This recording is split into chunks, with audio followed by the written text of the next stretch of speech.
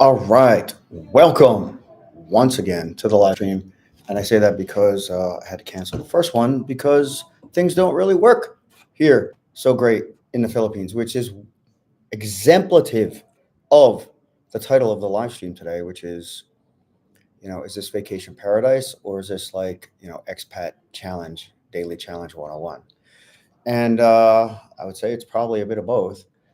This morning, there were some internet issues, inexplicable internet issues, but that happens here. Um, I would say one of the number one issues, well, one of the top three issues in the Philippines is infrastructure, like internet, for example. Let's say phone calls for another. Phone calls here are horrendous. It's like nobody makes phone calls because they're just so bad that everyone texts. Um, So I'm Eric. This is VideoLux Philippines, where we talk about all things Philippines. And today we are going to discuss another element of passport bro lifestyle. The passport bro thing has evolved. I mean, it has become something that it never was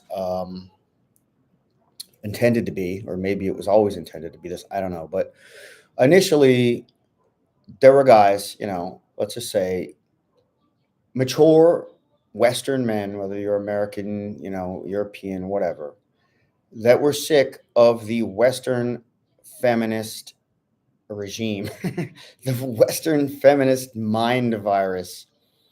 There's people that basically say that feminism was a psyop. It was created to get women out of the home into jobs in order to double tax revenue for the government, and additionally get women out of the homes and get kids into state indoctrinated education. Because if you think about it, I mean, they're not educating you to be a critical thinker. They're not educating you to survive in the world. They're not teaching you about money.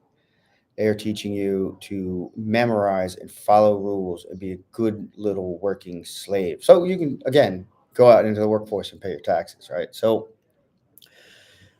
there are elements of the feminist movement which were fine, equal rights. We want to vote. We want to be able to do what we want to do with our bodies. Great. I got all that.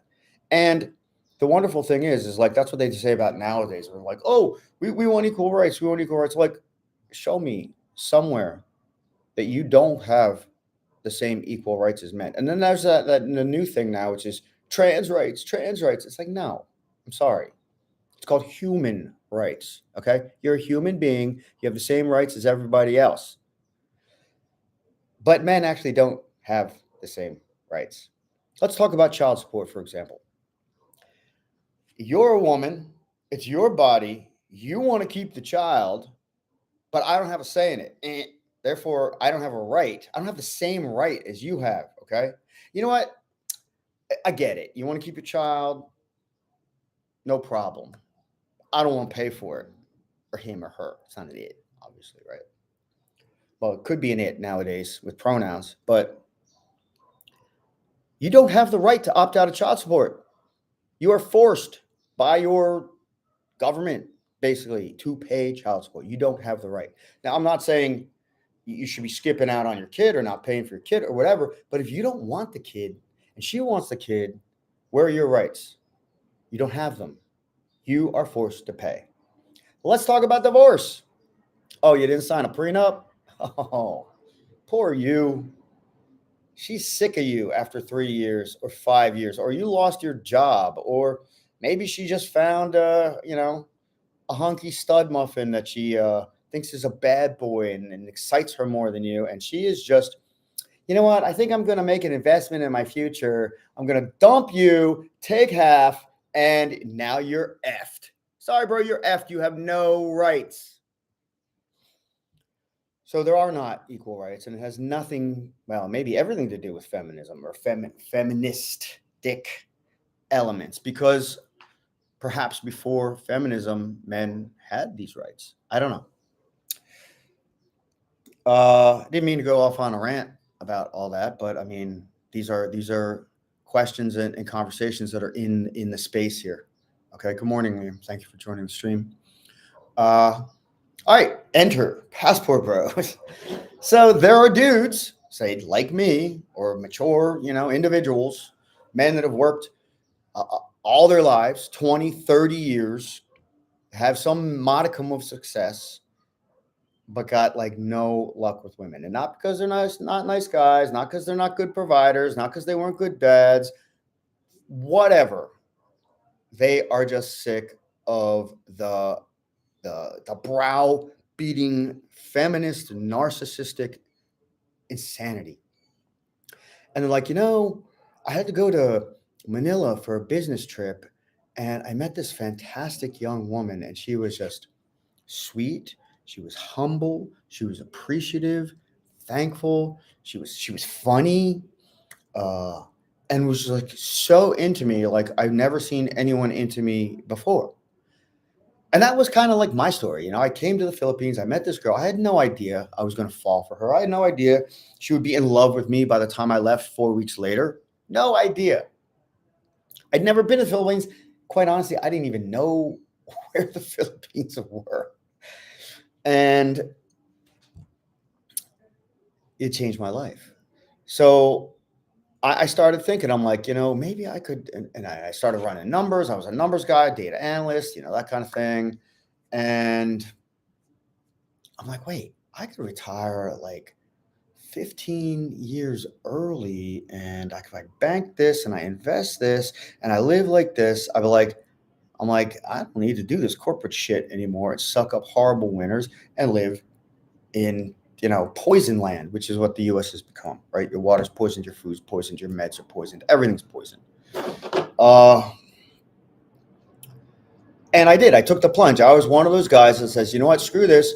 I'm going to move to the Philippines and I'm going to find myself a more traditional, feminine wife, a woman that has feminine values, a woman that's looking out for my heart and soul rather than my wallet. And the Filipino wallet story is another level, and that's changed over the last 10 years. I know that. We talked about that on the live streams.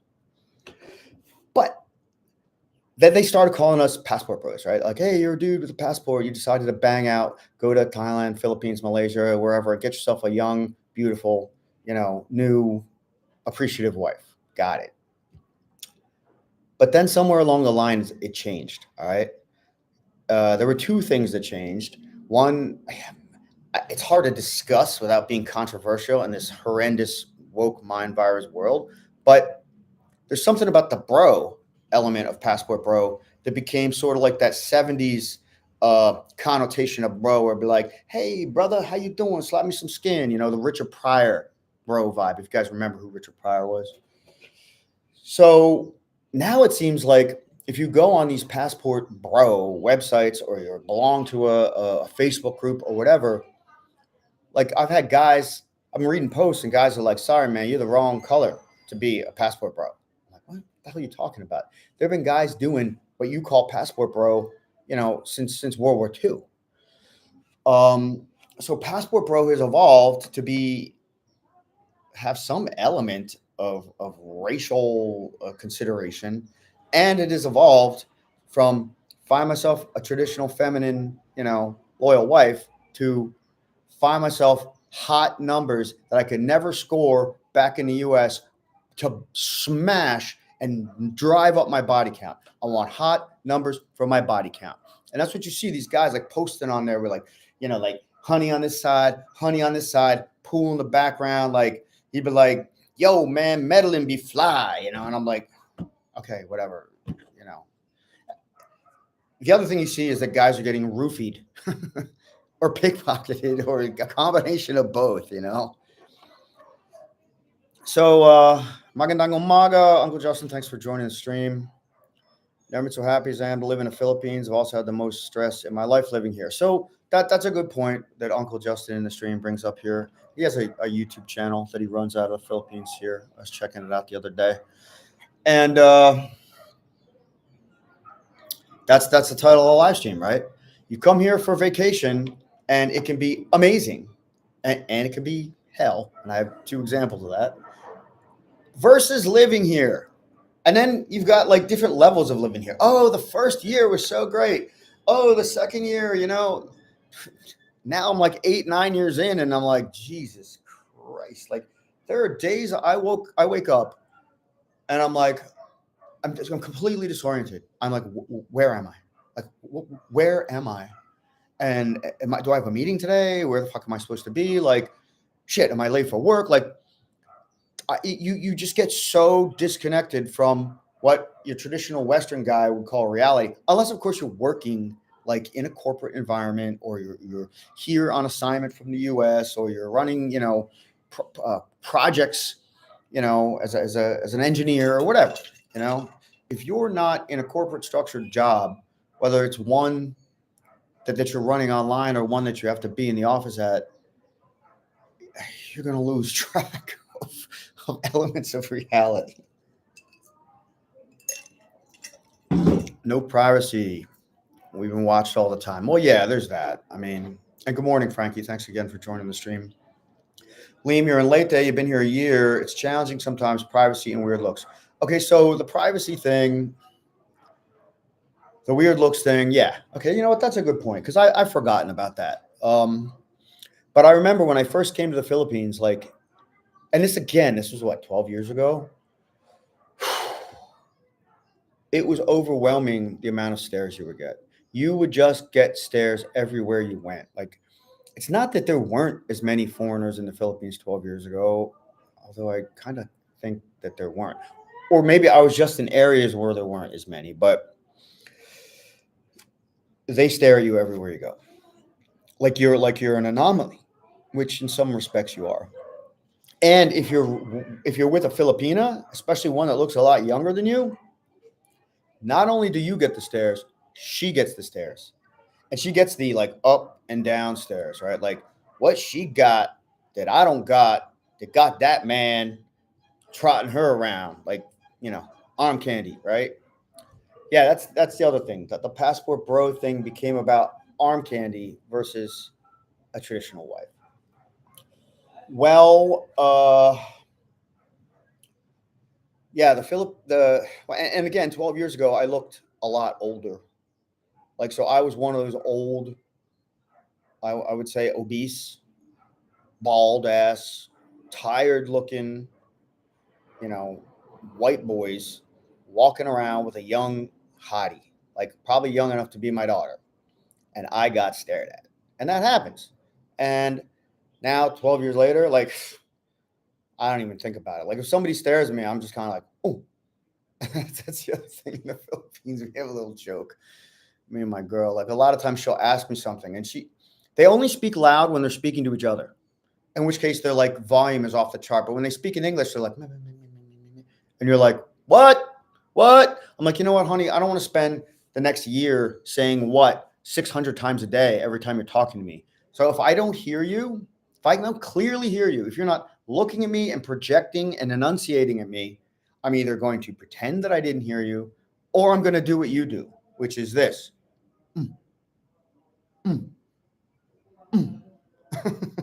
Which means like yes, no, maybe, or I got it. Yeah, it's maddening sometimes. But again, it's less maddening than having some feminist, warlord, trying to emasculate you 24/7. When you say, I saw the comment, watched all the time, I thought you meant like by the, regime, the powers that be, or your internet lords, right? Your cell phone companies, your Googles, right? I work for Google here for years and years now, back end Google systems. Google is not a nice company unless you work for them, and then they're wonderful. The jealousy of her, I understand. The culture, some will never understand in a lifetime. God, my buddy was telling me the other day, he reminded me of the concept of pre-selection, right? Pre-selection, when a woman sees that you've been pre-selected by another woman, now her interest is piqued. She's like, what's that guy got that made her want to get in, and how can I get in?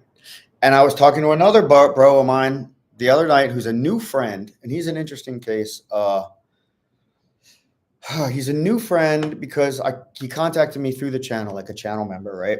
He's like, I've been living in Thailand for 7 years. and I'm tapped out. He's like, it's getting old. All the honeys think they have Ferrari VJJs, you know what I'm saying? And they all charge for it. It's all pay to play. There's no organic action. You go into the club, and like the girls aren't like, hey, how you doing? Nice to meet you. My name's, I don't know, Sally. They're like, oh, 3,000 short time. Like, oh, your name's 3,000 short time? Nice to meet you. I love you 3,000. They're like, okay, just give me 3,000. So he comes to the Philippines. He's like, I'm thinking about moving there. I kind of want a connection. That's why I hooked up with you. Do the consult, pays the consult fee, even brings me presents, right? I'm like, I want drugs. And I don't mean like weed from Thailand. I'm like, bring me some ivermectin, bring me some Ambien, bring me some good stuff, you know, because you can buy all that stuff over the counter there. And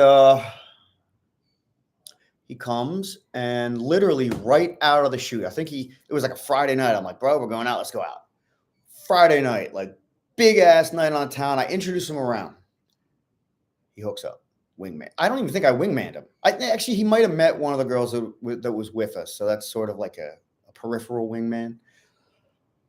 Night 2, my number one boy in the Philippines comes out to party, and he's lit, and he hooks with my boy, and they're like, hey, how you doing? What you doing? He's like, you talk numbers, I talk numbers. He's like, you want to talk shit? He's like, what, you talking portfolio? He's like, what are you talking? He's like, pulls up his phone, shows me. He's like, all right, you legit, you're in. Next thing you know, we're in the private van, we're rolling. Now this guy's meeting like literally some of the biggest players in the Philippines, and he's connected. Night 2, scores again, right? Talked to him yesterday. He's like, bro, I've been here 19 days. I've scored 14 times. He's like, that's unheard of. That was like Thailand like 12 years ago. I'm like, that was like Manila like 6, 7, 8 years ago. You know, it's not like that anymore. But he's essentially in vacation mode, even though he's thinking of moving here. He hasn't moved here yet. We talked. He's like, and this is, I don't mean to plug I do mean to plug the channel, of course. Join the channel as a member, all that good stuff. I love the support. It all helps. You get extra cool videos. We get to rap, whatever you want. But if you were thinking about moving to the Philippines, like he was telling me, he's like, dude, if I hadn't met you, he's like, I'd probably just be like sitting in my hotel room, going to the pool every day, maybe walking around BGC or Makati at night thinking, should I go into this bar? Should I go into that bar? You know, maybe I'll have dinner at the filling station. Maybe I'll go on a dating site. You know, like he's like, it would have been nothing compared to what it's been like to roll with you and your crew. And it's true. Like I can see like this guy is literally in like Flint. Now, he's also a sharp dude. He's a smart dude. He's he looks young. He's younger than me. And he's fit. He's got game, charming, you know, and not a dick, and generous. You know, that's what I mean by vacation mode. Not that he's not always generous or that he doesn't have a gigantic portfolio or whatever, but guys that come here in vacation mode are like, yeah, you know, he's like, let's have the primo experience. You know what? I'm like, let's go to this club. I'm like, let's just slide in. I don't have a reservation. I'm like, let's get the cheap standing table. He's like, well, why? Why is that? I'm like, yeah, because the mid-range table, the 12K table, it's taken. He's like, well, what's the next table? I'm like, 17K. He's like, look, I got it. Like the vacation guys are willing to throw down a little more for that extra special experience, that VIP experience. Now you're at that VIP couch, and guess who's coming over? Girls. And it's not like they come over and like take a ticket. You know, my girl's got to go out and like dance with them and bring them over, or I got to go out and dance with them, and bring them, or I bring him out and I'm like, bro, come on. And then like we're out there and I'm like, hey, high five, yeah, meet my bro. And then they high five and I like, you know, do the end around. And then the next thing you know, the girl's at the table. Like guys that live here either don't do that anymore, do what I do, which is, bro, I'm not dropping 20K on a freaking table tonight. Why don't you and your boy come out? We'll split it 4 ways. Because like it's like 4 bottles on the table. 20K buys a lot of booze on a VIP couch. There's no way I'm going to drink it all. There's no way I'm going to invite 6 girls. It's like, no. Oh, I mean, we might invite a few, but the only time I invite like 4 or 5 or 6 girls is when it's a channel member in town. He's like, I want the biggest, best, hottest table. I'm paying for it. I don't want empty seats. I'm like, I'll fill the seats. Greetings, guys and gals. Kiwi Neil, thank you for joining again. Welcome to the stream. I feel like I got off the subject a little bit, but not really. We're still talking about vacation mode. All right. So you come to the Philippines, we say you got to come for 2 weeks. I mean, chances are you're coming from somewhere far away. So you've got a day and flights and a day to recover. All right.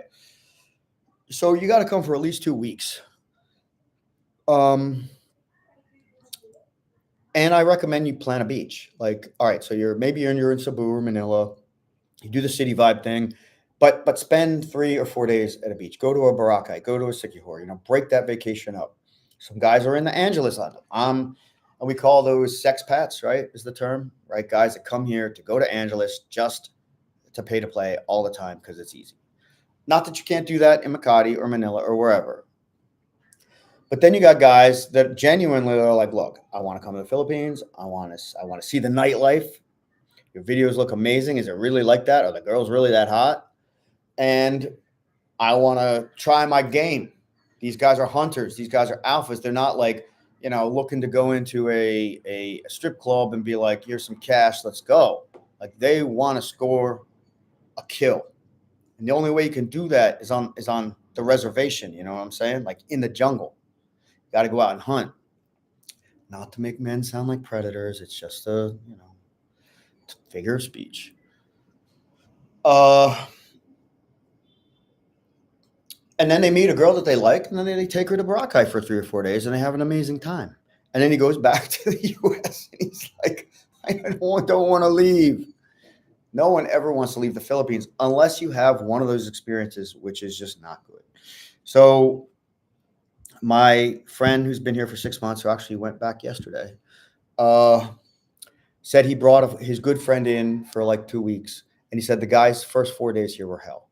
There was a problem with the Airbnb. And then the Airbnb was like roach infested. And then like the next Airbnb, like it didn't have internet or TV or like, and then like he'd been chatting with a girl and she was the sweetest girl. And like he put all his marbles in the basket and then they met up and like she was a hooker and like, just like, all everything that could go wrong kind of went wrong for this guy. And then he got sick, right? They say don't drink the water here, right? They used to say don't drink ice cubes, don't drink or eat anything that didn't either come out of a can, a bottle, or has been fully cooked. Because if like I had a salad, the salad was washed. Now the salad has bacteria on it. If you had ice cubes, the ice cubes could have bacteria on them. It's not like that anymore with the ice cubes. But basically, if you come here from the West and you haven't been living in India or somewhere where they have difficult bacteria, stomach bacteria in the food, in the water, you're going to get sick. And that sickness could be like, on the toilet with the runs for 3 days straight, or it could be like stomach cramps, or it could be a high fever, or a combination of all those things. So vacation can be paradise and vacation can be a nightmare. Like I remember going, I've had it twice now. One time I was on a backpacking trip and goddamn, but if I didn't get the runs, man. And like, it was the worst. And the girl I was with was just like, she was like, baho, bro.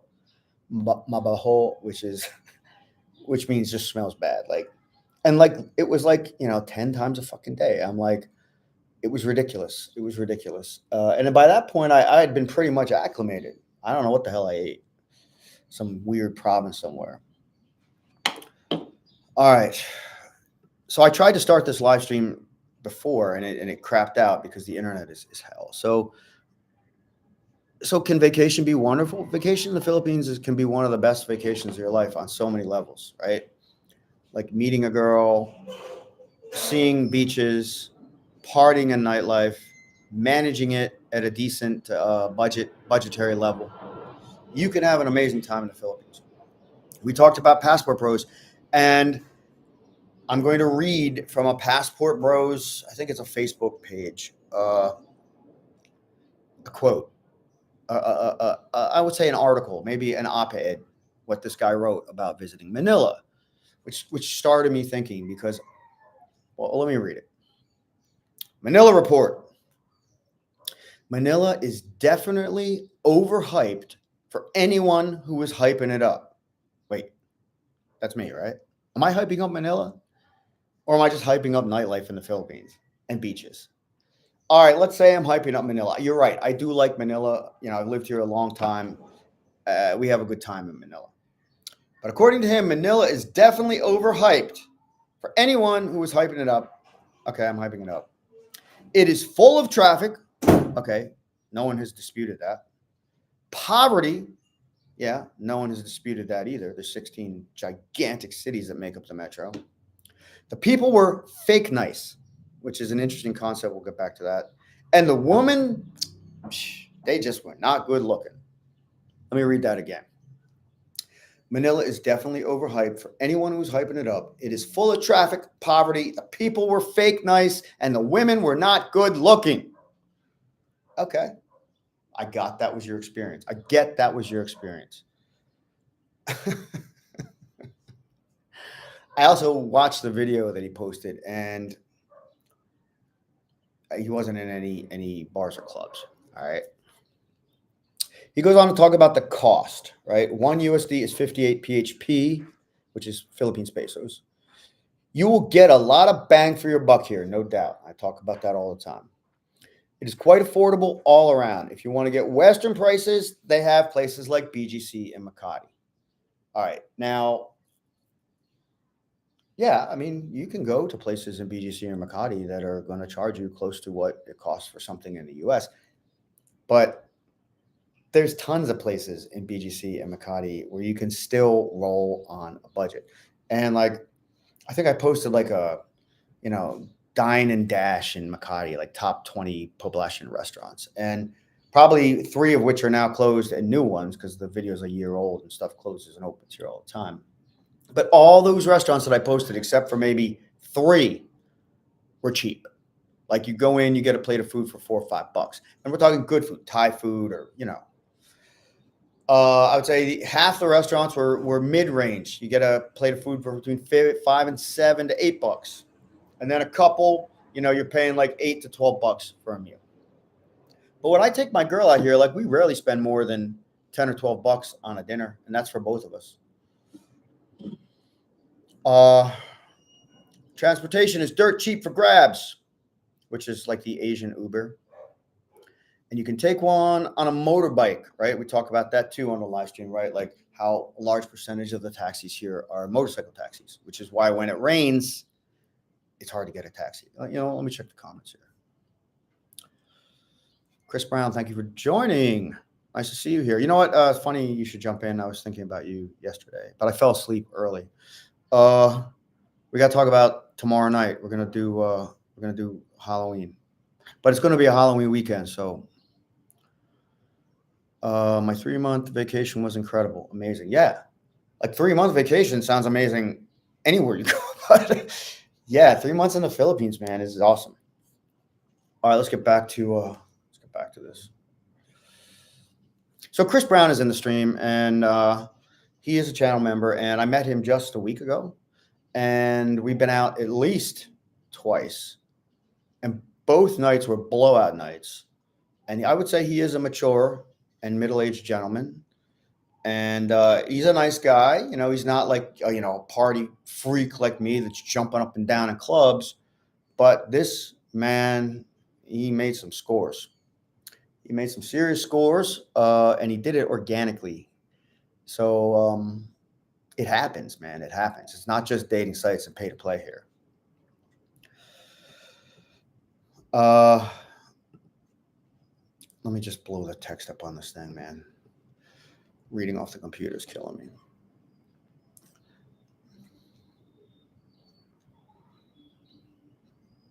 All right. So basically what he's saying is that the transportation, it's dirt cheap for your taxis. You can take one for quite a distance or a motorcycle bike if you only want to pay $1. And you can pay less than $5 for other taxis, right? So you usually pay $3 to $4 for a taxi. Public transportation is too congested in his opinion to take. And yes, for the most part it is. And I've had plenty of videos up showing me packed into an MRT like a sardine or sitting in the back of a jeepney or something,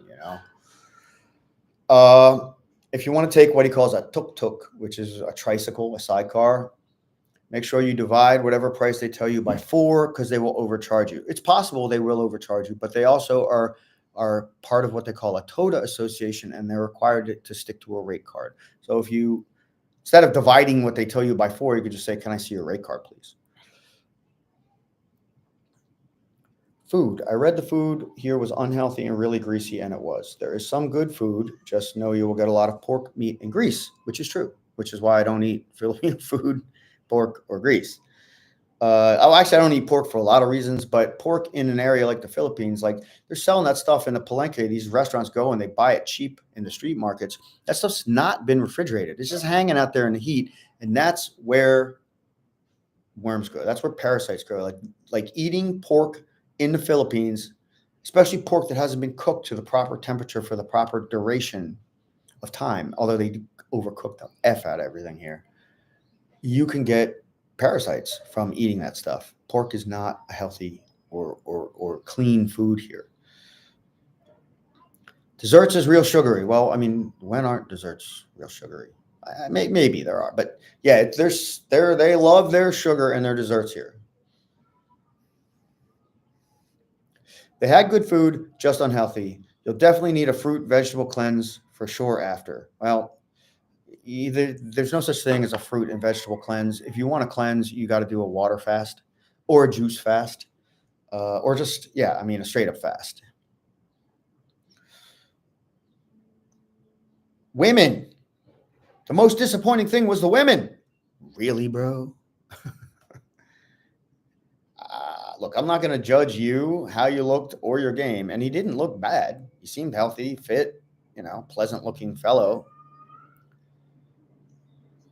There was not a lot of good looking women at all. It was a lot of ugly women, fat women, or men with dresses, or all three. Okay, granted, there are a lot of overweight Filipinos, and I see them all the time, especially in very public areas. And where this guy was staying, I think he was staying. I've stayed there before. There's a Airbnb. It's a pretty nice condo, an SMDC condo in Mandaluyong, which is right next to BGC. And yeah, it's right on EDSA, so it's congested. There's a million people. It's right by the MRT stop. So yeah, like your average Joe or Josephina is going to be like rolling through there all the time, and just, yeah, you're probably not in the best area of the city to spot people that are trying to keep up on their looks game. People, this is the interesting part. They are known to be so polite, but it's quite the contrary. He says they are trained to be nice in hospitality and address foreigners with ma'am or sir, but in person you notice it's just a transactional nice, not genuine. Anyone who been to a third world country knows that hustle, smile, or behavior. Okay. Okay, well, they are trained to be polite and transactional in business, that's for sure. Some people are genuinely nice. What do you call it? You call it fake nice. But there is a lot of fake nice in the Philippines. And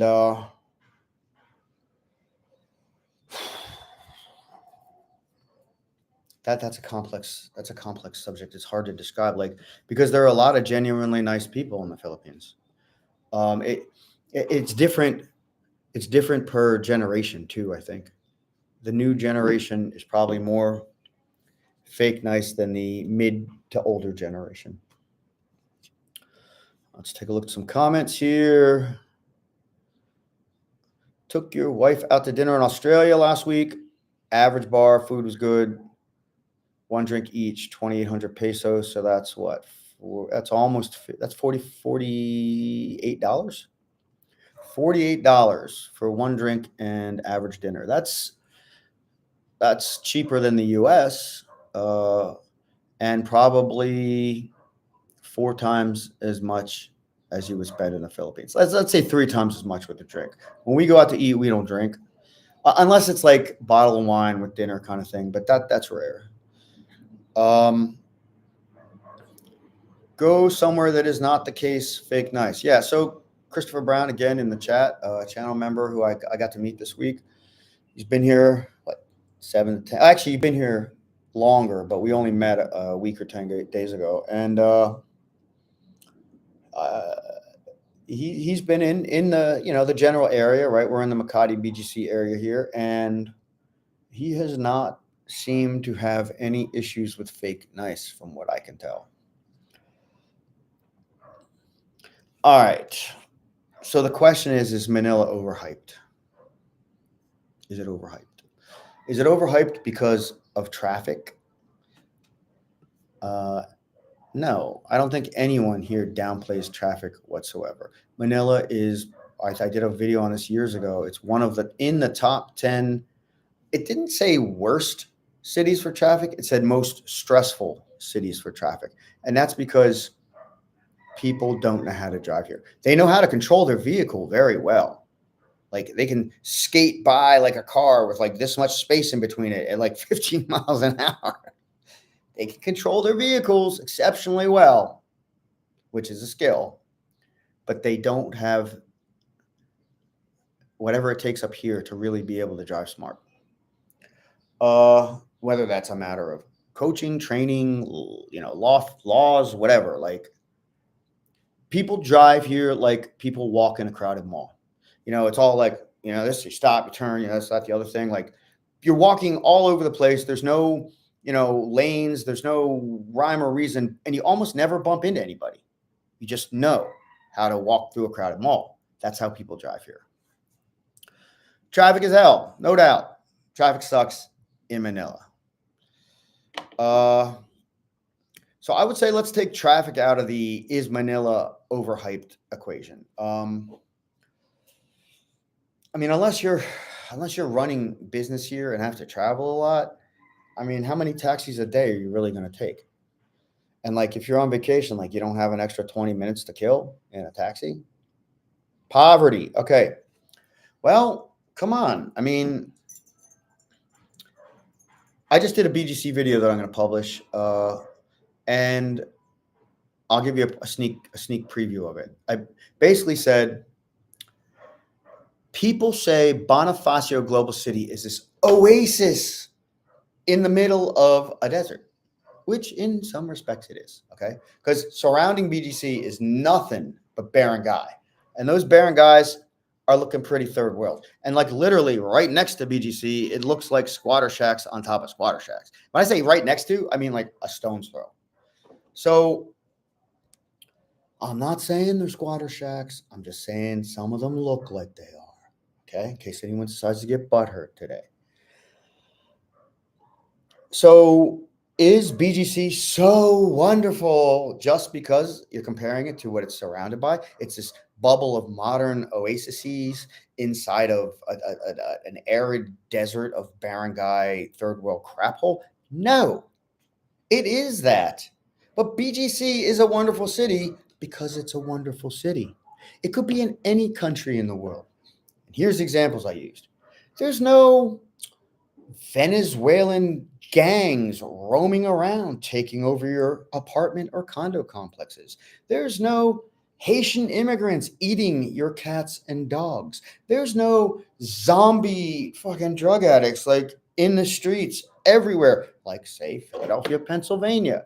There's no crack houses. There's no gang shootings. There's no shootings, And it's modern. It's nice. It's safe. It's clean. It's new. It's a nice little city.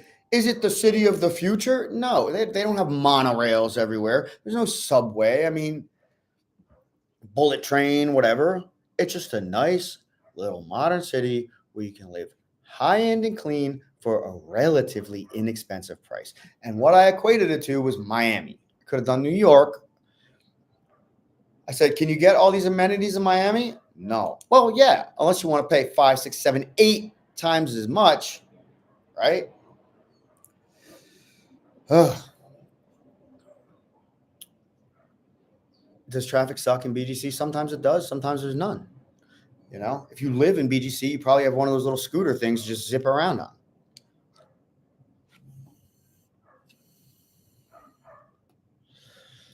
All right. What else we got here? Manila, learn what time of the day you should travel. I totally agree with that. The difference is if you're working here or you have appointments or whatever, it makes it a little difficult to control that. But yeah, set up if you're dating or you want to meet some people, like set up the meet for after rush hour or in between rush hours. You really do have to know when to travel. Like we'll plan our day around, oh, you want to leave at 9? Oh no, it'll be traffic. All right, let's leave at 11, kind of stuff. Sounds like you've been to democratic cities. Well, yeah, I lived in Philadelphia, and it used to be a nice city. Mm. Elements of it were nice in the spring and summer, but the politics have always been hell. Uh, yeah, same with Chicago. I mean, I'm sorry if you, I mean, I'm sure you can live in a beautiful high rise somewhere in like, the center of the beautiful Chicago, skyline. And it'll be a wonderful life with expensive steakhouses and everything you need. And there's probably a pool and a gym in your condo. That's the other thing. In BGC, every condo has a pool and a gym. It's not like that in the US so much. And how much are you going to pay to live in prime real estate like that in Chicago? I did the math the other day. It was over $4,000 per square meter to buy a condo in, say, Midtown Manhattan. It was over $2,300 per square meter to buy a condo in Miami, and it was only like $450 per square meter to buy a condo in BGC. They basically say a family or your cost of living here will be 68% less than in the US. And for a family of four, it'll be like 72% cheaper than in the US.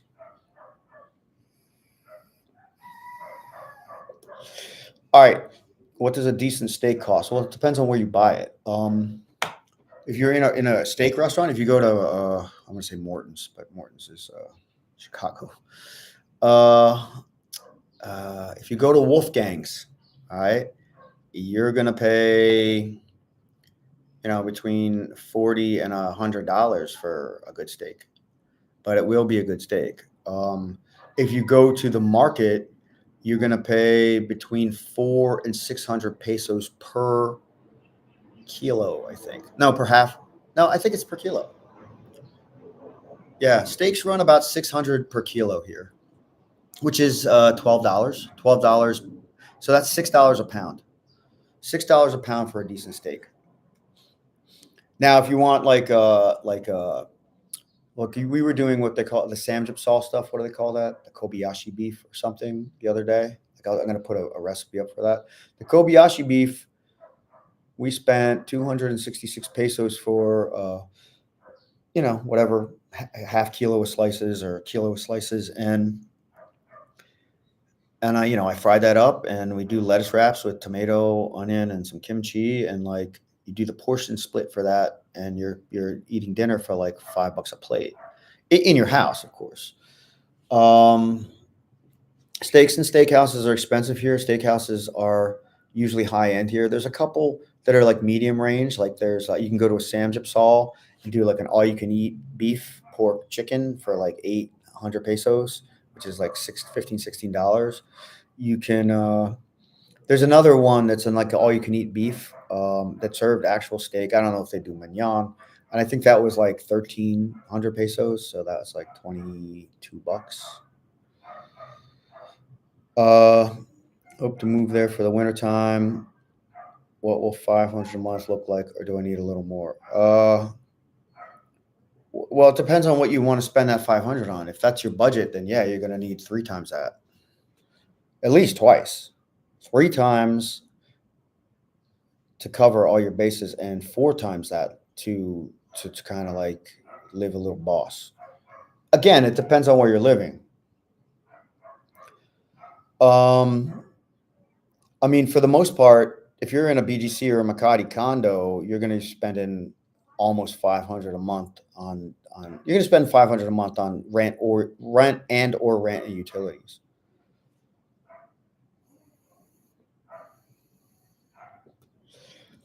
I paid $7K for a two-person steak meal at Wolfgang. Excellent chip in there. Thank you, YouTube you. So 7,000 pesos is, oh boy, that's $150. So he paid $150 for a two-person steak, and that's probably one of those gigantic porterhouses or T-bones or something, right? I've seen those there. And so that's what, $70, $70 a person for a plate of steak. The tuna, okay, so tuna at Wolfgang's is one of the cheapest. Wolfgang's being a high-end restaurant here, and I've got videos up about Wolfgang's if you want to see that. I can put links in the description when I publish this video. The tuna, the plate of tuna at Wolfgang's, really nice cut, really like traditionally prepared. Like it's super rare. I usually tell them to cook it medium rare, and like the guy will come back out and be like, the chef refuses. And I'm like, you tell the chef, just fucking cook my goddamn tuna medium rare. It's like, and again, it's not because I don't like rare tuna. It's because when you're eating undercooked seafood, you throw your potential for getting a parasite up through the roof. But we buy tuna in the Palenque, yellowfin mostly, and or tanige, which is very similar to tuna, and it is so cheap. It's like 300 pesos a kilo. Like you get two, like you get a big yellowfin, like that's like into like six steaks for like 600, 300 pesos. So that's like $6. Mr. Kilborn has joined the chat. Thank you. Coming in December, end of December. I'll be there for New Year's. What or where would you go? First time I ever visited the Philippines. Okay, that's a great question. Well, I don't know where you plan on staying, but in December, the one thing you got to remember is that traffic is hell. It's the Christmas month. It is the culmination of the madhouse of 4 months of Christmas here. Yes, Christmas is celebrated for 4 months in the Philippines, and traffic is just hell in December. So if you want to be in the nightlife zone where there's like little, boutique cafes and little hole in the wall restaurants and, all the little bars and roof decks and like the 24/7 party vibe, that's Poblacion Makati. And you're going to want to stay in Poblacion Makati because if you have to take a taxi in or out of there, it's going to take a lot of time. It'll take time to get the taxi. It'll take time to be in the taxi because traffic is hell, even if you're just coming from BGC, which is 2 to 5 kilometers away. Where would I stay? If I was staying in Poblacion Makati, I would stay somewhere cheap, somewhere like I like the Lee's Inn and I like Red Planet Makati because it's small, it's cheap, it's clean, it's no frills, no pool, no gym, no nothing. Cheap, but clean.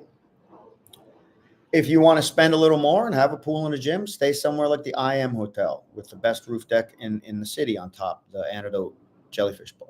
Stay across the street at the City Garden Grand. Stay up at the Coro. It's one of the newer hotels.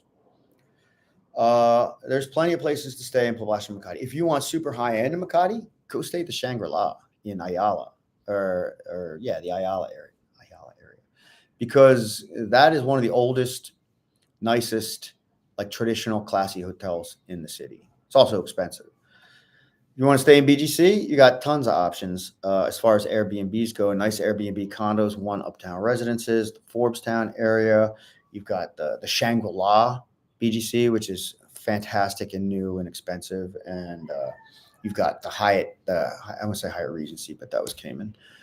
The Grand Hyatt, again, high end, expensive. But where would you go for New Year's Eve? Well, you can go anywhere. It's going to be a party. But if I were you, I would try to get a ticket for a New Year's Eve party. And I'll give you an example. They do one at the top of the Hyatt Regency. There's a big roof deck up there. Any roof deck in the city is going to sell tickets for the fireworks, New Year's Eve party kind of vibe, right? The IM Hotel will sell it. The roof decks, City Garden Grand, regular City Garden. Any casino will sell you tickets for their New Year's Eve ball. If you want to get you know what? I should probably book it now. a table in a nightclub. That's where the bomb's going to be, like a Royal or an Octopus or an Urban or a Xylo. Like those are the New Year's Eve parties you want. Just go book a table. But where would I go? I would probably go to BGC. I would get a condo in BGC and suck up the traffic to Makati if I wanted to go party in Pobla. And I will plan a trip to either Boracay or Siargao, Siquijor, or Bantayan Island. That's what I would do. I'd say Puerto Galera, but when you go to Boracay, it's like pretty simple. You probably bought like a 3-day package. The shuttle takes you to the airport. You get on the plane. You get off the plane. They take you to the port. You get on the little boat. It takes you to Boracay. It takes you right to your hotel. It's easy. You go to a place like Siargao. It's the same thing. You fly in. You get the taxi or the tricycle to your hotel. It's easy. You go to a place like Puerto Galera, it's not so easy unless you're paying for a private driver and a private boat. You gotta get a bus out there. You gotta know where to catch the bus. You gotta know what time to catch the bus to get there for the ferry you want. Otherwise, you're waiting for 2 hours to get the ferry over. And and you didn't book your hotel, and now you got to book it because they won't let you on the island if you don't have a reservation. That's the weird thing about the Philippines, like vacation versus living here. You want to go on vacation, hop on a quick flight to Siargao or Boracay. You want to go to Puerto Galera, awesome, beautiful, cheap island, but you're going to have to deal with third world bureaucracy to get there. Let's see what we got here. John Kilburn, I hope that answers some of your questions. If not, let me know. Got to be careful. The waiter at Wolfgang understands your order correctly. Well, you got to be careful anywhere in the Philippines. They understand your order correctly. And you got to ask them extra questions. Like it says, oh, it's a nachos. I'll give you an example. Like fucking nachos. I took my girl out to meet a girl who was a friend of mine from BPO. One of my sub managers, right? She was one of the girls that managed my teams. I hadn't seen her in a long time, and she's like, "Oh, I'll be in town." I'm like, "Let's meet. Let's just go out. I'm gonna meet my girlfriend. Let's hang out." Right? We go out. We get nachos. I look at the menu. It's got regular nacho stuff on it. Cheese. I know the cheese is gonna be that plastic yellow cheese shit. Normally for me, I would put that on the side. Whatever. But when the nachos come, it's crisscross laced with white stuff. And I'm like, oh, wow, sour cream. Because that's another thing you can't get in the Philippines. I have literally been here 12 years. I have never been able to buy sour cream. Can't buy sour cream here. So I'm like, is this sour cream? They're like, no, it's mayonnaise. I'm like, I need a minute. I'm like, you're telling me you put mayonnaise on nachos and you served it? And you're charging me for it. And I'm like, can I see the menu, please? I'm like, I look at the menu. I'm like, it does not say mayonnaise on here. I'm like, in America, you would just be like, look, I'm sorry. I'm allergic to mayonnaise. I hate mayonnaise. Mayonnaise is disgusting. On freaking nachos. Take it back and give me a new plate. And there'll be no questions asked. Here, if the server took it back, the server would have to pay for that out of their own pocket. And a plate of 200, 300 peso nachos or 438 peso nachos, if they're expensive, is probably like the salary that he makes in an entire day. So what am I going to do? Stand on Americano ceremony and be like, he's like, yo, bitch, you didn't tell me no fucking mayo on the goddamn motherfucking nachos. Take this shit back and give me a goddamn plate of real nachos like a mother effing king. No, you just got to suck it up. I'm like, you know what, honeys, girls, tonight, enjoy the nachos. I'm like, bring me a salad. No mayo. Yeah, you got to ask. If it says on the menu, oh, it's this is it. You got to say, so I want to make sure there's no mayo on here, right? There's no ketchup on here. There's no mustard on here, right? Is there anything else on here that's not on the menu? Because if there is, I'm going to send it back. Oh, okay, sir. Hold on 1 minute, sir. I can go check, sir. And then they go check and they go damn well make sure that they know what's in that dish, because they know if you don't like it and it doesn't say it on the menu, you're not going to pay for it and they're going to pay for it. The difference is at Wolfgang's, You send back that $70 steak, and that's like the week's salary for that guy. The week's salary for the waiter because he messed it up. And they might give you a hard time about it because the stuff's not cheap. But the waiters at Wolfgang's know that, and they're relatively well trained as far as wait staff goes. I worked in food and beverage for 10 years, and trained staff. So when I say someone's trained to spec, that means they're highly trained. We're talking French service, we're talking corkage, we're talking everything. The waiters here don't really approach that level at all, but they can be trained to get the order right. Again, what do you expect on your vacation? You expect to go out and have like a European server on a cruise ship that's been trained to French service specifications? You're not going to find that. You're going to find somebody who can barely get your order right and a plate of nachos with the mayonnaise gooped on it.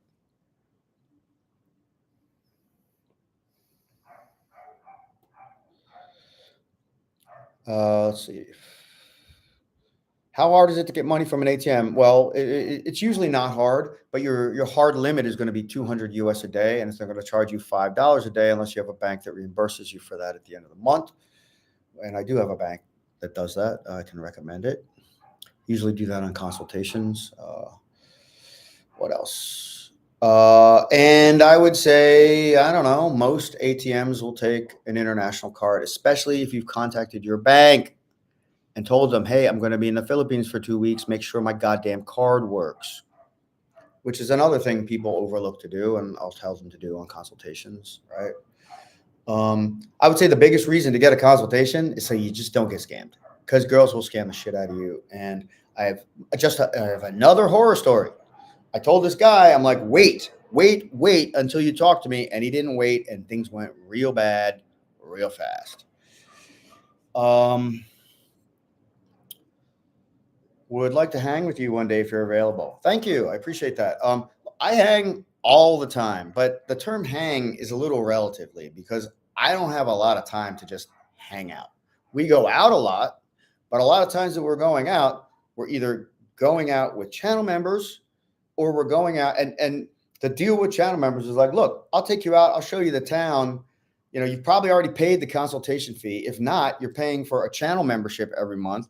And the deal is like, you just get the bill. And it's not like we're going to, get the biggest table in the club or drink the top shelf booze or whatever. Like, we just drink regular old cheap booze. You get a bottle, split it a couple ways around, get the bill. I'll take you out. Or I'm doing nightlife tours. And this time of year, we do a lot of tours. So like last week we were out 3 nights, 3 back-to-back nights that start at like as early as 8 p.m. and don't end till like 5 a.m. These guys are paying for a night out. They're paying for everything that the night out brings, all the advice during the conversations, right? A companionship, a crew, like camaraderie, right? You are now meeting people that live here. The girls that we're with, I'll introduce you to the owners of the bars. I'll get the best tables, considering there's tables available, right? Like there's no table. I'm like, honey, go find a table. And next thing you know, we got a table and the place is packed. And then it's like, hey, meet this girl. Hey, meet this guy. Hey, how you guys doing? The other thing is I'll watch your back. You don't get scammed, right? I make sure you get home okay, right? You want to go to 7-Eleven, you don't walk alone. It's like security at some level. And you'll have time in your life. Like I cannot think once ever that I take a guy out that didn't at the end of the night or the next day be like, bro, it was epic. Because it always is.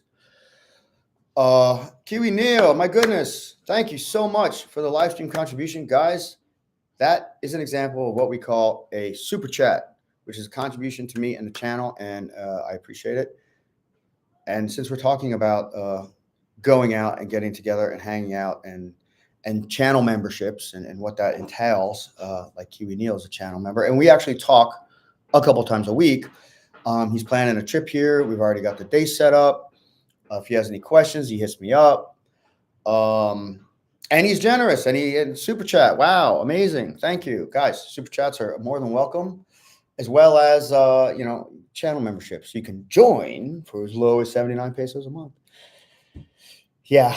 Back to your question, John. So yeah, that's kind of how we roll with it, because 3 back-to-back sun up nights in a row is just, it knocks the shit out of you, and at least it does me. And I'm like, unless somebody's taking us out or we have a tour, like, I'm not going out.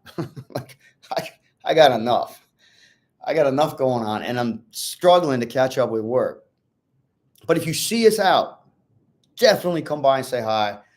Sit at the table, have a beer, let's chat. Like, I'm not saying we can't hang if I'm out, but if I'm running a tour, my focus is going to be all over the place.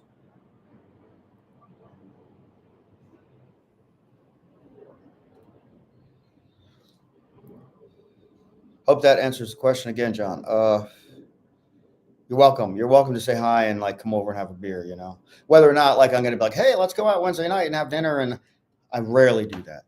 The only time I go out without a channel member or that's throwing down for an evening, or a guy that has a nightlife tour or whatever, is when I take her out for date night.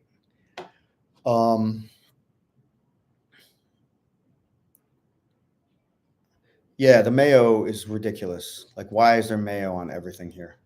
Like, even if they even order like French fries, although I avoid French fries as much as absolutely possible because they're just horrendously bad for you. But like, they serve French fries with mayo. It's like, oh, and the ketchup here, there is no real ketchup. I mean, there is in some places, but it's mostly what they call banana ketchup, which you can kind of get a taste for. But if you look at the ingredients of banana ketchup, it's just like it's like MSG hell. There's so much shit in it. It's ridiculous.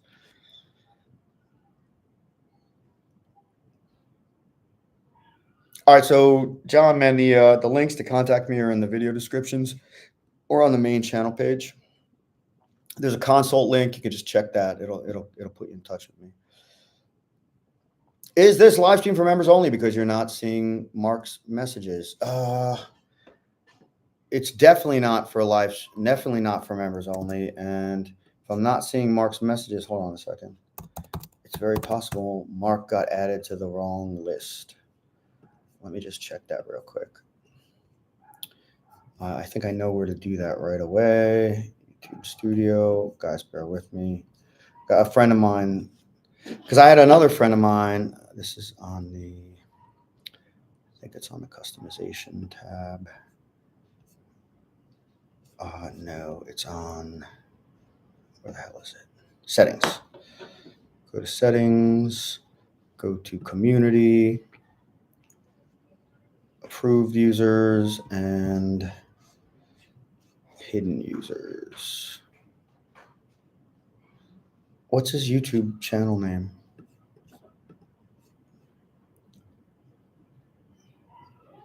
Joy, if I'm not seeing Mark's messages, what's his channel name?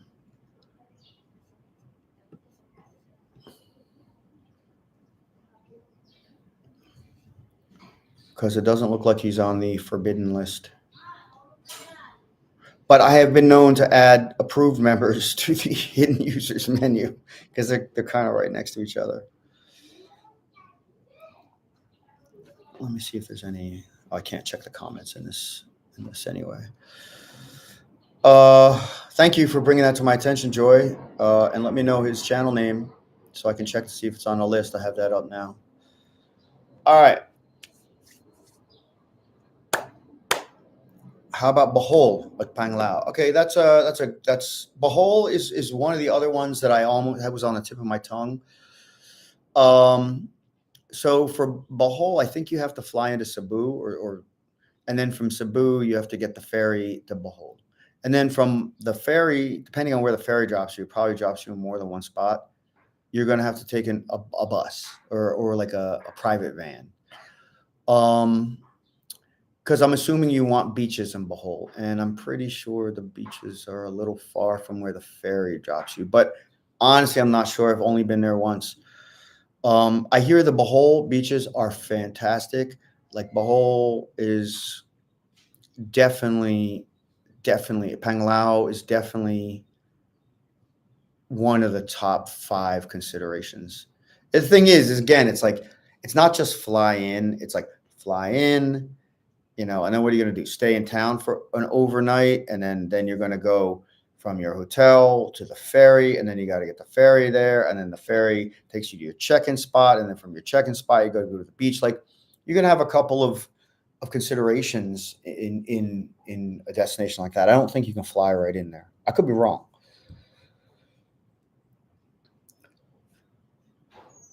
It just Mark 1. Oh yeah, Mark 1. All right, man. I'm gonna add them to approved users.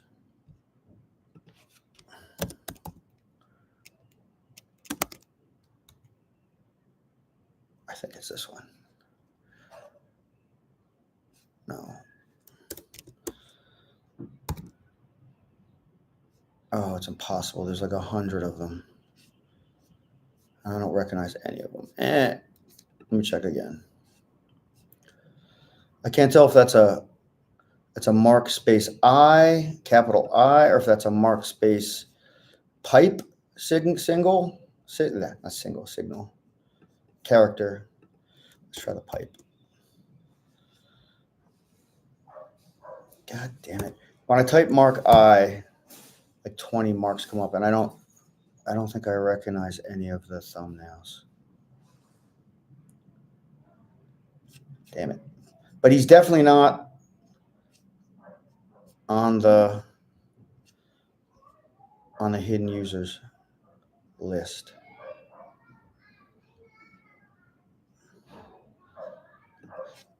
Yeah, I don't know why. I don't know why he's not. The comments aren't showing up. Other than maybe it's capital I.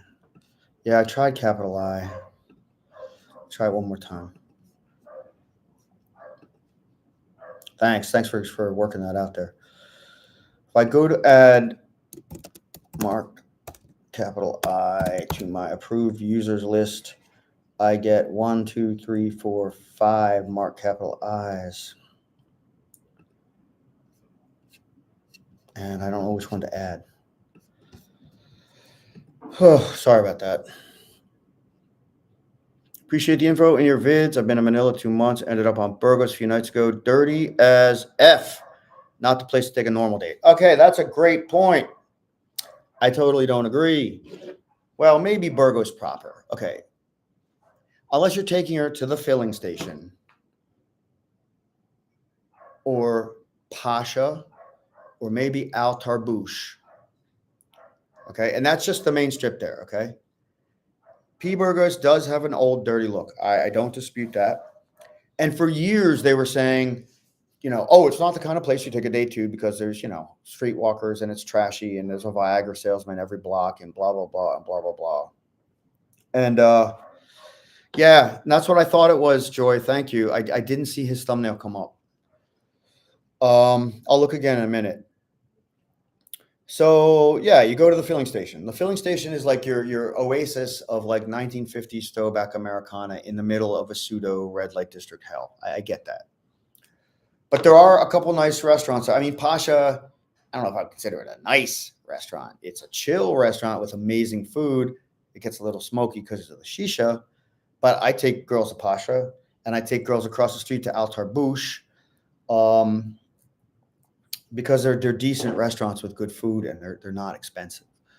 Filling station also pretty decent, but a little more expensive. All right, let's take it down another 3 or 4 blocks on Burgos. Okay, so you go past the red light district, right? You've got Club Octopus, which is the newest, like sort of high end VIP club in the city or in Makati, Poblacion. So Octopus is right on P Burgos. Down from Octopus is Hummus Elijah. Hummus Elijah is a great little restaurant. Again, not too expensive. Very good food, vegan options. Across from Hummus Elijah, you've got the Sanctuary Roof Deck and Bar. It's beautiful. You've also got in that same, that's like near the General Luna cross street there, you've got Fun Roof, which is another big roof deck. And then 2 blocks down on General Luna, you've got I Am Hotel, top of the I Am Hotel. You're going to have the nicest roof deck in the city, the Antidote Bar. So yes, that 3 blocks of P Burgos, 4 blocks is arguably not the place to take a date unless you're going to filling station. But that Poblacion area is fantastic for nightlife and dating. You just gotta kind of know where to go. Joy, I do not know why I cannot find his freaking YouTube channel in my. Okay, let me try to add him to standard moderators.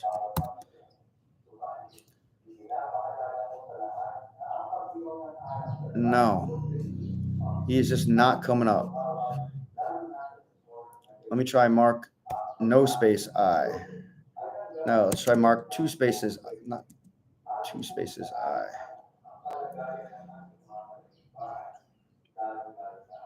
No, let's try Mark 3 spaces I.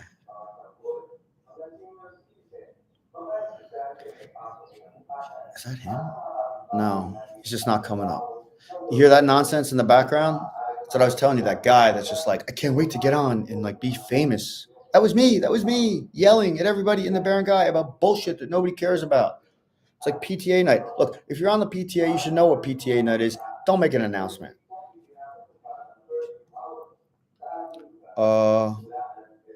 Joy, I do not know why he cannot leave a comment, and it's definitely not because he's on the prohibited list.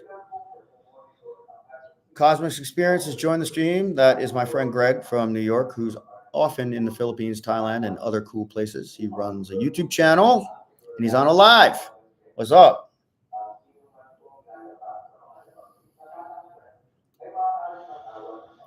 Hey, thanks for the like, man. I'll try to check out your live later.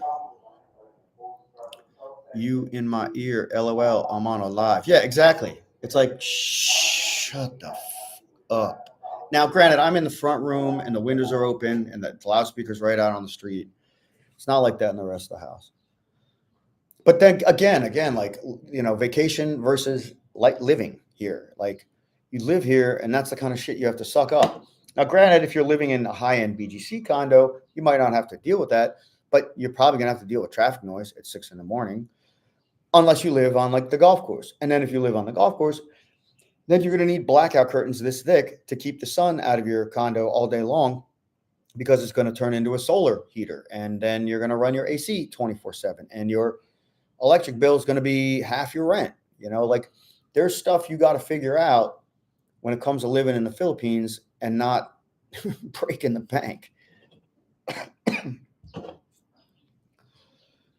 Sean, thank you for joining. After watching your most recent video, I'm thinking of taking her to that Lux Club you highlighted in BGC, or one of those wine bars. All right, so Lux Club was Xylo. Yeah, you know what? Xylo's great, man. Like, it's a great date night club, I guess. It gets packed without being a crowded madhouse. It's not a hookup scene. It's classy. There's only high-end booze there. The thing is, you take her on a weekend, your cheapest table is going to be a cocktail table. So if she's wearing heels, she's going to have to stand. And that cocktail table will set you back 10,000 pesos, which is almost, what, $185? That same 10,000, actually, it won't get you a seated. You might be able to find one of the small couches at Xylo for 15 or 17,000, which is a lot of money for a night out in a club with a date, in my opinion. Not that the food there isn't great, not that the music isn't cool in EDM, not that you won't be able to dance and get drunk with her and sit, and chill. And if you're fine with a cocktail table and dropping 10K, you're good to go. Let's talk about wine bars. So you got three, actually. The top two, the most popular, are the Dr. Wines. There's one in Makati, in Poblacion, and it's a beautiful roof deck. One of the other nice roof decks, Dr. Wine, Poblacion. And you're going to get top-notch food there. I know the chef. He's kind of a friend of mine. Top-notch food. They'll even make you custom dishes. And you're going to have a huge selection of wine. A beautiful, panorama of the Makati night sky. Everything. The skyline, basically. It's a really big, nice roof deck, Dr. Wine BGC. Dr. Wine Poblacion. And it's not going to be cheap, but you're going to get a great dinner and a great bottle of wine or two, and that's going to be way under 10,000 pesos. Let's take that to Dr. Wine BGC. All right, you're going to need a reservation. It's not big like Dr. Wine Poblacion. And again, the food is top notch. It's fantastic. I know the chef there. I wouldn't say he's a friend of mine, but I've talked to him a couple times. European. The food is really good. The wine is really good. It's a nice ambiance. You're going to spend a good chunk of change to have dinner and a couple bottles there, but it's not going to be 10,000 pesos. I mean, not that you couldn't spend 10,000. You could buy a bottle of wine for 10,000 pesos there. I don't roll like that. Chris Brown, thank you so much. Wow. That is another super chat contribution to the live stream. I really appreciate that. Again, Chris Brown is a channel member who I met within the last week, 10 days, and we've had a couple of crazy blowout nights. And he sent me a text the other day about the epic night we had out. He had a lot of fun. We had fun too. And tomorrow night, Halloween, we booked, everything was booked. We managed to book a mezzanine table at Royal. It seats 6. I think we've got 6 now. But the way we like to work it is we have the boys come in together to join the table. So the girls don't come in with us, right? Because the girls get in free. So all the boys go in, sit at the table. Then when the girls come in, the boys get up and stand and the girls sit. That way we kind of bypass the seating limit at the table. But again, like we're in there all the time. The owner's a friend of mine. Like they're not going to bust our balls for having 8 or 10 people at the table, especially since we're always roaming in there. Let's talk about it later. I have to do some shopping today, and I have another errand to run for some paperwork for my visa. But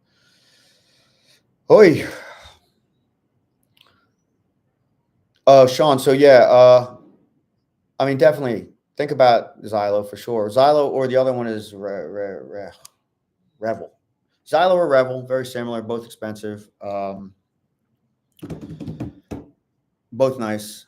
But go for the Dr. Wine BGC, or Dr. Wine Poblacion, or both, because their menus are a little different and the ambiance is completely different. Okay, definitely, that's where I'll take her to date night there all the time.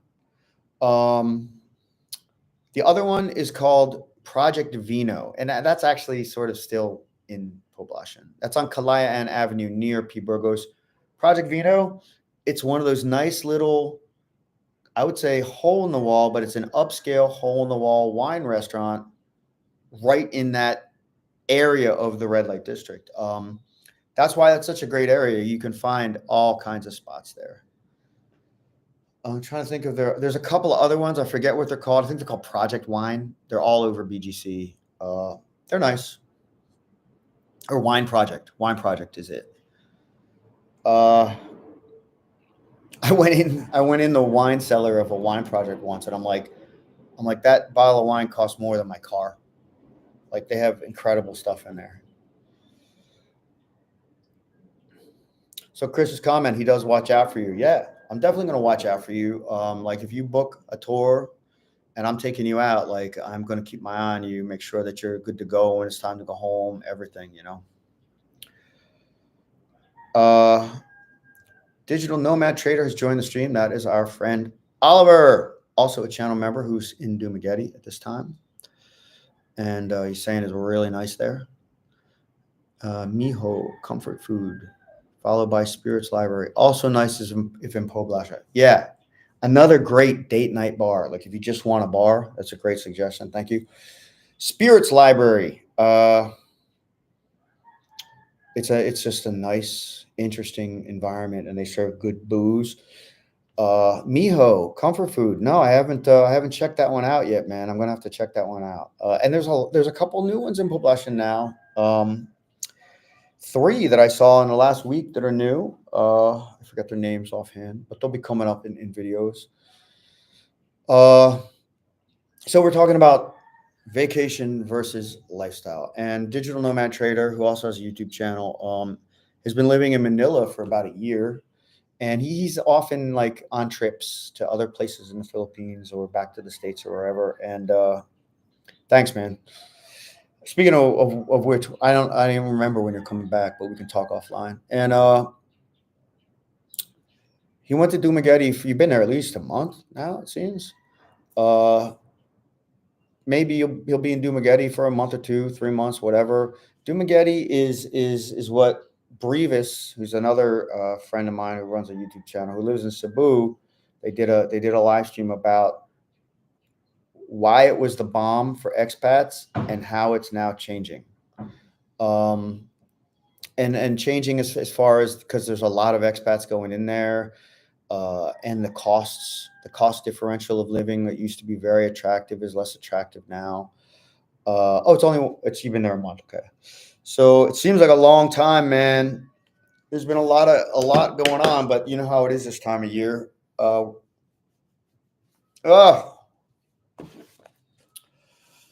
my goodness. Guys, thanks so much again for joining the stream today and driving the chat and the super chat contributions and everything.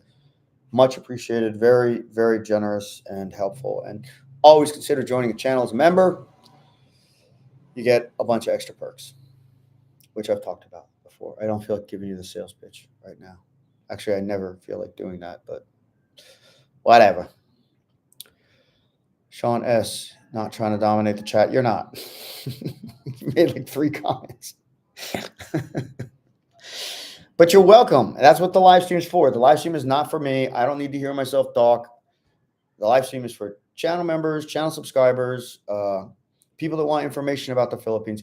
I tell people all the time, only 9 to 14% of my subscribers watch my video. I get hundreds of thousands of views a month, and only 9 to 14% are subscribed. So these live streams, that's you guys, the 9 to 14%, the ones that are subscribed, engaged, checking in, asking questions, joining the channel. No one is saying anything, so I don't understand why great resorts in Boracay are not much more expensive than much lesser hotels on a beach in Luzon.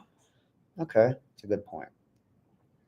Great resorts in Boracay are not much more expensive than much lesser hotels on a beach in Luzon. Okay, so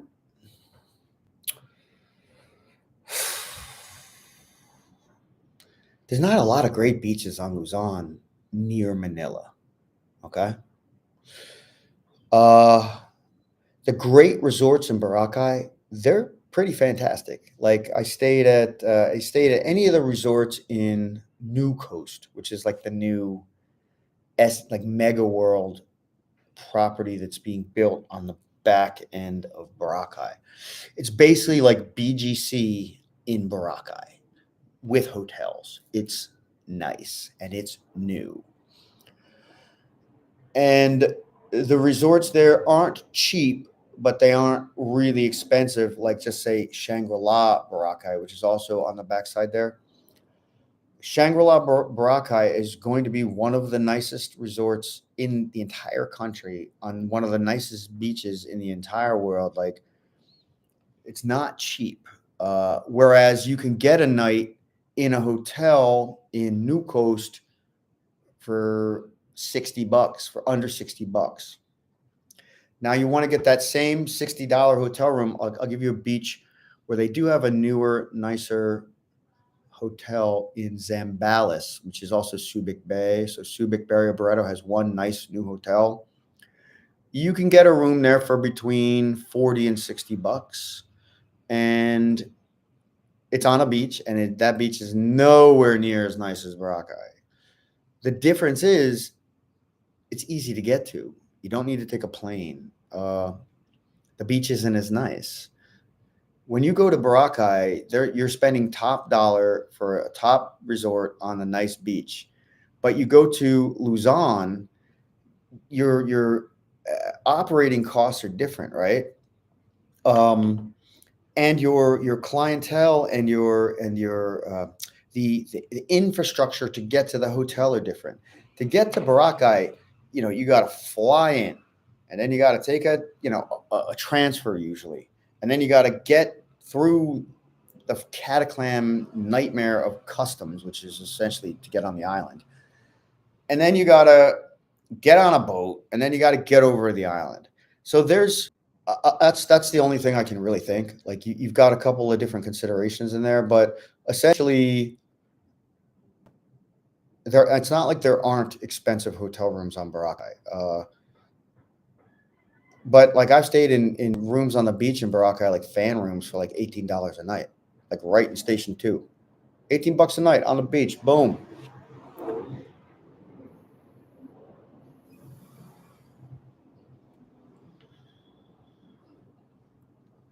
Yeah, it's hard not to choose a place like Boracay when you're basically looking at the same cost for a high end spot.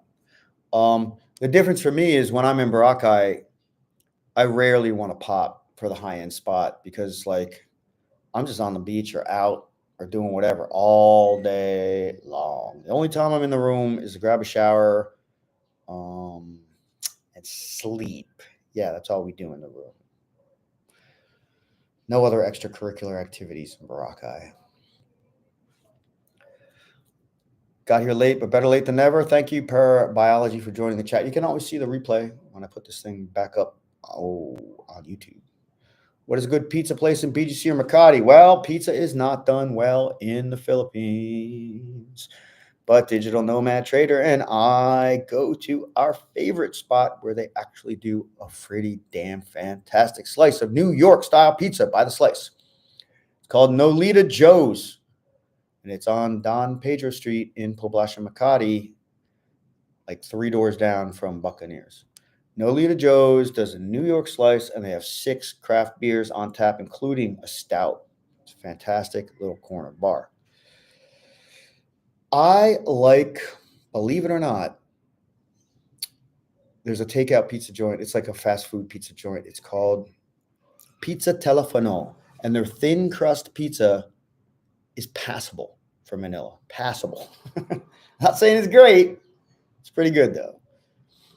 There is a new series of restaurants in BGC and I think in Makati called Pete Zulu. And Pete Zulu does good pasta and also decent thin crusts.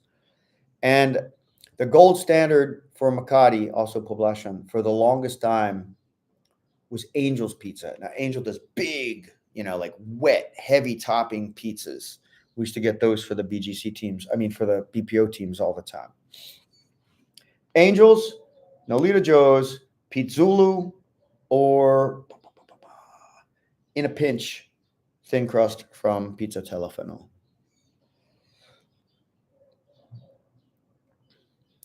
But Digital Nomad Trader probably has another idea. Pizza. He seems to find the good spots.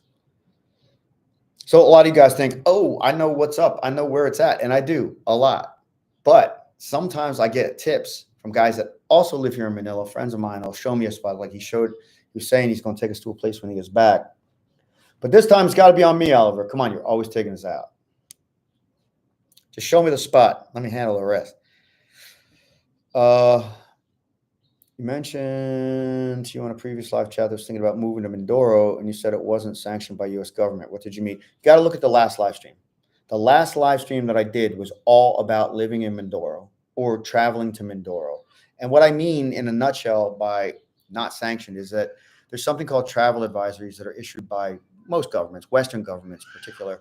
Travel levels 1 through 4, right? 1, normal precautions. 2, extra precautions. 3, recommend traveling. 4, do not travel. Mindoro is a level 4, red flag, do not travel zone. They kidnap people there. There's terrorism, freedom fighting there, whatever term you want to use. It's a war zone. They shoot at people there. Your insurance is null and void there. You're not supposed to be in Mindoro according to your government, okay? If you get in trouble, you're on your own. That's what I mean by that. Level 4 travel advisory, look it up. Or look at last week's live stream. We talk about that in depth because some kid just got kidnapped there. Some young American man got kidnapped there. And we talked about what he did. And those are clues for what you shouldn't do in case you go to Mindoro or anywhere for that matter. Thank you for asking the question. Kiwi, you hit me up on WhatsApp. I'll check it later, man. My internet was down for a while.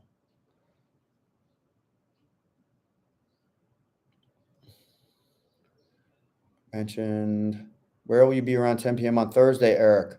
Razor Light. I don't know. I don't even know if I'll be out until 11 p.m. Actually, all right. I'll give you guys an inside tip. He'll probably kill me for this, but maybe not because he's so friendly. Chad, YouTuber from Thailand, who runs a channel called CB Media, huge channel, got to be probably 500 times bigger than mine. I'm not joking. We're going out Thursday night. It's Halloween. He's in town again for Halloween. We did Halloween last year. If you guys know CB Media, check out his channel. If not, he told me to meet him out. He said around 9:30 he's going to hit Buccaneers. So if I go out early on Halloween, because we have a club reservation at Royal, I'm either going to be at Lips playing pool with my girl, or I'm going to be at Buccaneers meeting up with Chad. If you see Chad out, you tell him, yo, dude, I'm a fan. Sorry. No, he's really friendly and he's really fun, and we're gonna have a nuts time again tomorrow night. We had crazy fun last year. You can check the Halloween video out if you want. So that's tomorrow, 10 o'clock. I'll either be home, shooting pool at Lips, or maybe O'Reilly's and or at Buccaneers. But after that, we're going to Royal. And we'll probably go early because it's a Halloween costume party. Can anyone guess what my costume is going to be this year? Crosta pizza. Yes, Crosta is good. In Salcedo, which is Makati. Thank you. You fly into NAIA at 4:15 p.m. All right, so you'll be in your room by around 6. You might get something to eat. Be done by 7:38. You're definitely going to crash, unless you're just flying in locally or crashed good on the plane. But flying at 4, out by 10, that's reasonable. That's definitely reasonable. I don't technically have a nightlife tour tomorrow night, but I have 6 bros on deck to hang with in the club. And the girls, which I don't know how we're going to manage. I'll probably have to get an extra table. Sean S. So painful when so many hot girls are in Zamboanga, et cetera, et cetera. You know what? I used to think that too. Okay. So, dude, there's hot girls in Leyte. You know, Leyte is Visayas. Leyte is safe. Leyte is province. These are unspoiled girls. Unspoiled by meaning uncorrupted, right? They've never been to the big city. They're still province girls. They think they can find a foreigner that will be nice to them and care for them and take them to church on Sunday and have a wonderful family with them or whatever. Like, these are the kind of girls you want. You don't have to go to a war zone where they kidnap people like Zamboanga to find a girl like this. You could go to so many, 7,600 islands here. Mindanao is 400 islands, okay? That's less than 5% of the country. There's plenty of beautiful young island province girls not in Mindoro. My advice to you is to just strike it from your list. I'm serious. Or if you're going to fly the girls into Manila, that's fine. But now think about this. You fly that Zamboanga girl into Manila, you fall in love, you get married. Now you want to live here in the Philippines, and she wants to go live with her family. Now, where are you going to go? Right? Who are you going to call? Yeah, you don't want a home base in Zamboanga, man. Parabiology, I thought Puerto Galera was pretty safe. It is, man. I used to live there, and I've been there. I go there every year. Never had a problem there. Yes, that's you know what? That's a good distinction. So Puerto Galera is on an island that is split, kind of like Dominican Republic, Haiti. The island of Mindoro, it's Mindoro Oriental / Mindoro Occidental. It is not in Mindanao, where the island of Mindoro is. Okay. So Mindoro Occidental, Mindoro Oriental is where Puerto Galera, Sabang Beach, all the nice spots, really close to Manila. Where we go every summer, where I used to live. I have a whole Puerto Galera playlist up, Mindoro Oriental. Beautiful, completely safe. That's a good distinction.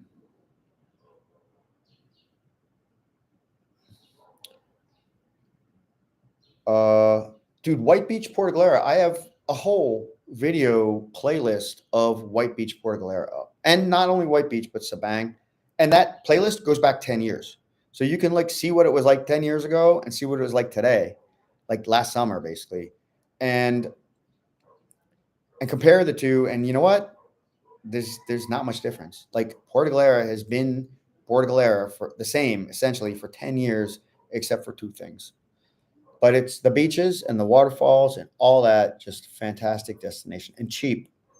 I stay at cheap spots there. I'm like anytime I go to the beach, I'm like cheap and get me on the beach. You know. Now my friend Digital Nomad Trader will have a comment about Puerto Galera though. I know what he's gonna say. Uh, Out for 9. Well, Razorlight, man, you can if you see me around, definitely say, "Yo, man, I'm gonna be with a crew, and it's gonna be a busy night. I'm also gonna be in costume." uh, Geez, I can't believe we're dressing up again, but we are. At least I am. Chad is. If Chad is, then I am. Chad makes it fun. Uh, Love the Puerto Galera, White Beach, Sabang area. Bad Lads Resort had good Mexican food. Yeah, Bad Lads is probably your top resort that's not on White Beach. They're on their own beach. Actually, the guy that runs it, Sean, he has a couple videos up. Bad Lads. The nice thing about Bad Lads, besides the fact that it's a private resort, has a pool and its own private beach, is the menu. He's an American that runs the place. That guy has lived there forever. He's the unofficial king of Puerto Galera, and at least for people that run business there. And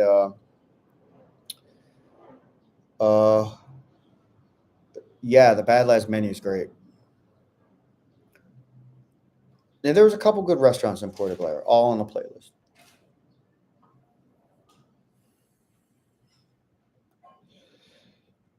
Yeah, I think there's an island in Mindanao called Mindoro, though. I think, but yeah, Mindanao and Mindoro are easily mixed up. I think at some point I mixed them up too. Filling station first, then Cafe Cubana, then up to Buccaneers. Yeah, why not? Definitely, why not? But I mean, the filling station is classic. It's a great experience. Not so much for the food as so much for the. It's a museum. It's like wandering through a museum of 1950s Americana. It's fantastic. I love it. Um, but if I were you and I was going to dinner in Poblacion, I would go around the corner to El Toda Madre, the tequila Mexican bar. I would go 2 streets over to Felipe Street and go to El Chupacabra, where you can get the most fantastic street tacos, or 2 blocks up on Don Pedro, across from Nolita Joe's.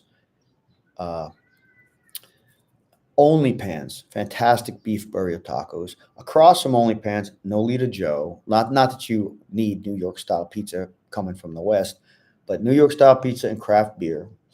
What else? What else do I love there? Pasha, most fantastic shawarma you're going to find in Makati. Couple blocks down, Hummus Elijah, incredible falafel, sides, hummus, and not hummus, but tahini, and the spicy sauce is amazing. And the last one is Al Tarbouche for like kebabs, Mediterranean, Turkish food, stuff like that. Not that I'm knocking filling station. Don't get me wrong, especially if you got a date. Uh, Cafe Cubana is again a classic. Why not? And Buccaneers is, but the thing about tomorrow night is Buccaneers is going to be slammed. They might even have the street closed. There might be a block party there. If you don't get into Buccaneers by 8 or 9 o'clock, you're not going to have a seat. Just FYI. Last year, Buccaneers was so packed that we had to leave. Like we're just like, no, no. Like you could not walk in the door. Like you couldn't. You were, what do they call it? Nuts to butts. You were nuts to butts, and then the entire place, including the outside seating. I was like, no, I don't do that.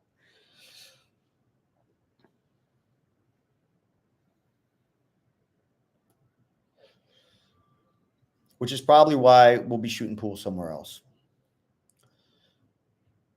You watch all the Porta Galera videos.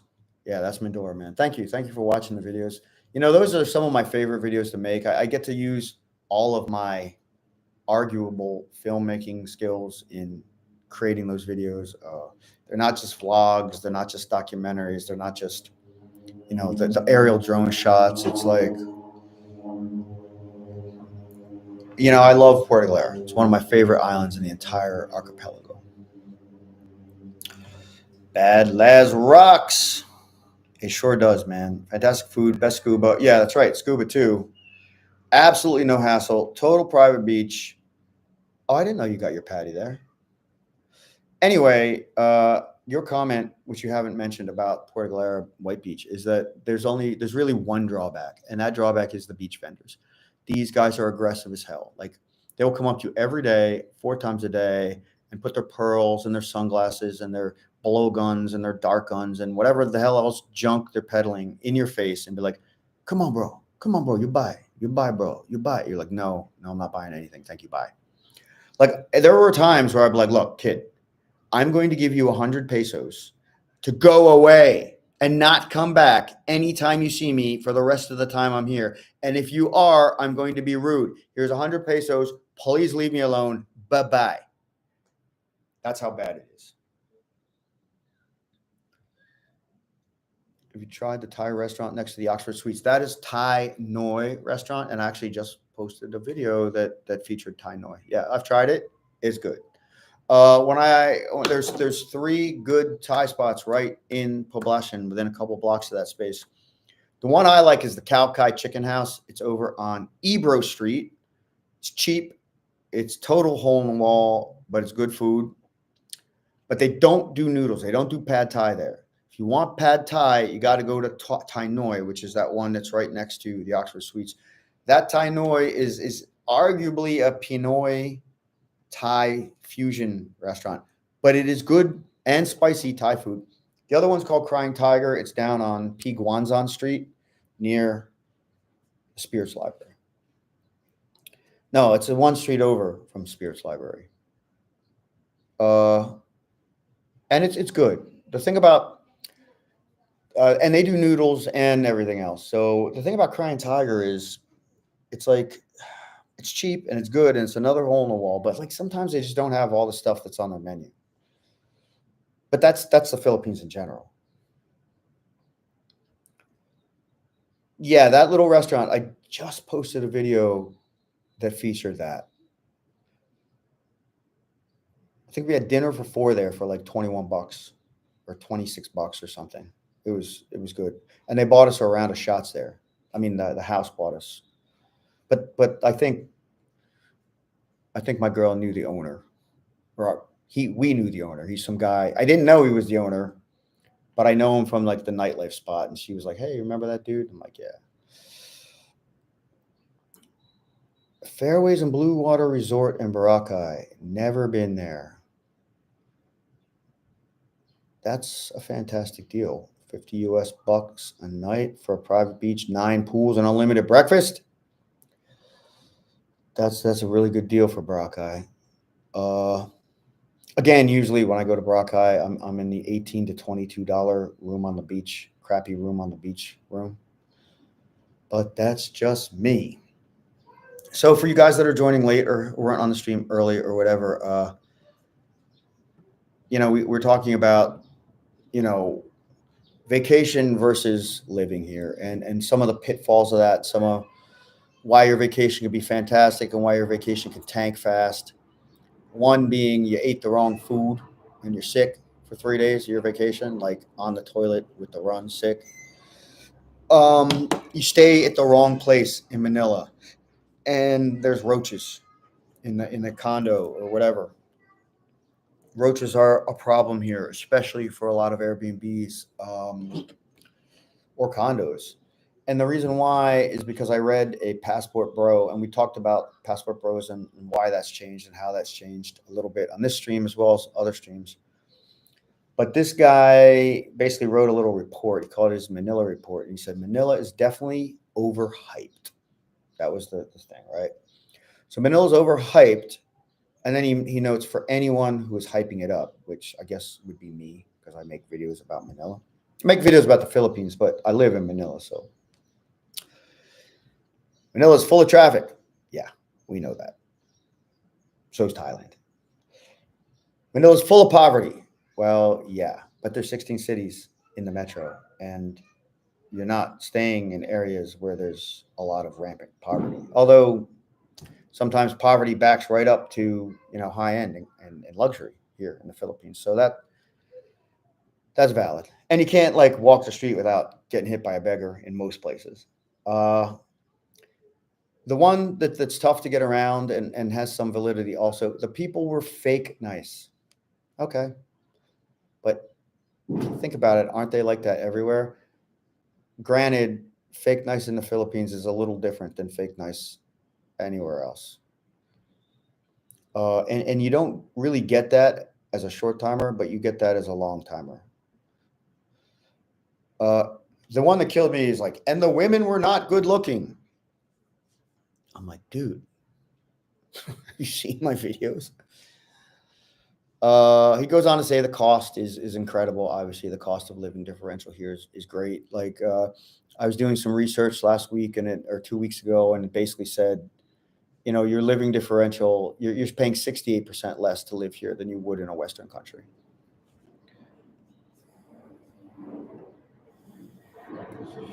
Guys, I'm going on an hour 47 on the stream. Thank you for being a part of it. Thank you for the contributions, the live chats, the all that good stuff. I don't want to drag it out. I don't want to beat a dead horse. I feel like I've covered the topic. I've taken a lot of questions today. I'll take some more questions and comments if you have them. Otherwise, I'm thinking about wrapping it up. You didn't see those girls walking into the casino in that last vid. Yeah. Any of the girls in the casino. Jeez. Unbelievable. Now, granted, those aren't typical Manila girls, okay? So the casino girls, in case you haven't seen the last video or two of the other videos that feature the casino girls, I don't mean girls that are like, sitting at the dealer table in the casino. And I don't mean the people working in the bars at the casino, right? We mean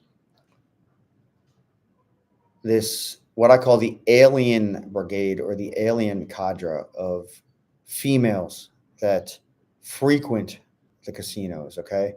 Now, these women are Chinese women that are in the country legally and or illegally, unknown, but they are like the alien classification of women. They are like Asian, like tall, super skinny, super white, like porcelain skin, like I don't know what the hell they're wearing, but it's like next level fashion. And we're not talking like little black dresses and cocktail shoes and like classy shit. We're talking like Korean, like the height of Korean hip hop, sexy. They look like freaking aliens, and they're hot, and they're just like beautiful, like alien looking women. And a lot of the guys are like, "What's up with the Chinese girls, yo?" And I'm like, all right. So these girls are what I would call opportunistic freelancers and or professional companions. In other words, they are for rent, but that doesn't mean they're engaged in prostitution. It doesn't mean that they're not engaged in prostitution, but the Chinese businessman, part of their model, part of their culture is when they do their business dinners and they're doing their drinking and they're doing their eating, like their dinners last for hours. They want a companion. They want a beautiful and charming companion that will pour their drinks and fork something on the plate and feed them and pat their leg and whisper in their ear and make them I don't know if it makes them feel important, but it kind of makes them look important. Okay. And a lot of, philosophy basically says that men, bros, real men, like not fucking like beta boys, soy bitches, are going to judge a man on the quality of his companion. So my girl's nuts. She's also fantastic. So, I don't know what guys think about me because of her, but I got no problems going anywhere with her. I mean, for me, she is next level cool and stunning. She is my ultimate brown goddess wife. I love her. I don't care what anyone thinks about me when I'm with her because I'm with her. But if you're in a business meeting and you're in a Chinese culture and you want men to judge you by the quality of your companion, then you want one of these beautiful high-end alien hotness level girls with you, right? Because it's like saying I'm a man that's got means, and that includes, this. So you look good, and those girls are not cheap. We're talking like, I think to sit with a guy, it was, fuck, I think it was 70,000 for 6 hours. And that's like what, I'm sorry, $1,1200. No, that's like $1,400. So like $1,400 just to sit with the girl for the night. And they look fantastic. And those girls are not going to be in BGC. And they're not going to be in Makati or Poblacion. And you're not going to meet them on the dating sites unless you know the right like Telegram chat to be in. Yeah, they're not representative of Filipinos. What else we got? Oh, thanks, Christopher, for joining in and for your live stream contribution. We'll talk later about tomorrow or the weekend. Should I stay in Makati or BGC by Dr. Wine or High Street on Burger Street? So, John Doe, that depends on what you want, and it depends on when you're coming to the Philippines, all right? Let's see if I can summarize this. If you want access to the 24/7, like super late night hookup party, pseudo red light district, hole in the wall restaurant, hole in the wall bars, nightclubs, and 24/7 like vibe, more of a I can't remember, I can't remember, more of a it's a V word and it's just escaping me. More of a hardcore, gritty, sort of real lifestyle connected vibe, then you're definitely going to stay in Makati near P. Burgos. And if you're coming in December, the traffic is the worst time of the year there because of your Christmas traffic and everything and holiday traffic.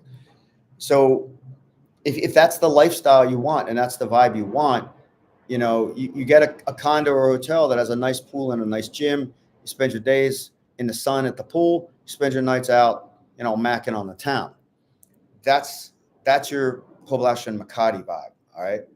If you don't want to have to deal with crowded streets and tricycles and jeepneys and traffic and a little bit more of a dirty, seedy vibe, then you're going to stay in BGC where it's going to be clean, nice, easy. You get to stroll along the mall walks.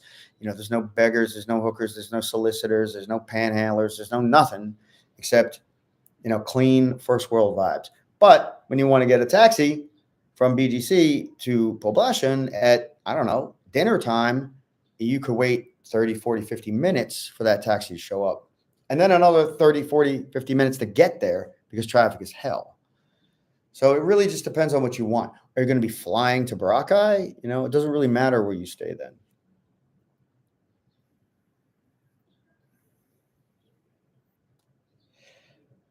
I don't know if they're pros, Sean, but they're definitely engaged in some level of commerce with exclusive businessmen at those resorts. Does that sum it up? Yes, they're pros. Dude, you know me, man. I'm always game to meet up with channel members, right? You let me know. January, we'll be here. You're going to the Philippines again for the second time. Caesar, thank you for joining the chat. Going to have a blast. And you've been enjoying the videos. Well, thank you for letting me know that. I appreciate that. You know, making videos is a lot of work. I enjoy doing it, but so I mean, so I get so many weird comments on them. Sometimes guys are like the other day, some guys like, I think it was the video I just posted with the Chinese girls. He's like, this video makes me sad for humanity. And I'm like, really, bro? I'm like, why is that? Because of the woke YouTube censorship? Is that what makes you sad? Because you should be sad about that. Or wait, is it the child trafficking, the corporate capture, the, endless war machine, like the poisoning by big pharma, like real stuff that you should be sad about? Like, if you're going to be sad for the human race, let's put like child trafficking at the top of the list, not my fucking video, or the fact that like they're censoring me for being not woke. I mean, granted, the woke virus is horrendous and sad. I agree. But I don't think that's what he meant.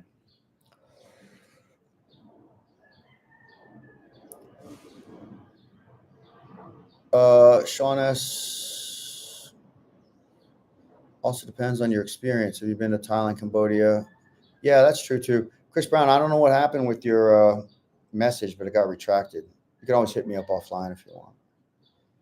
Speaking of which, let me just check in here real quick. I fell asleep so early last night, and I didn't check messages, and then I was offline this morning.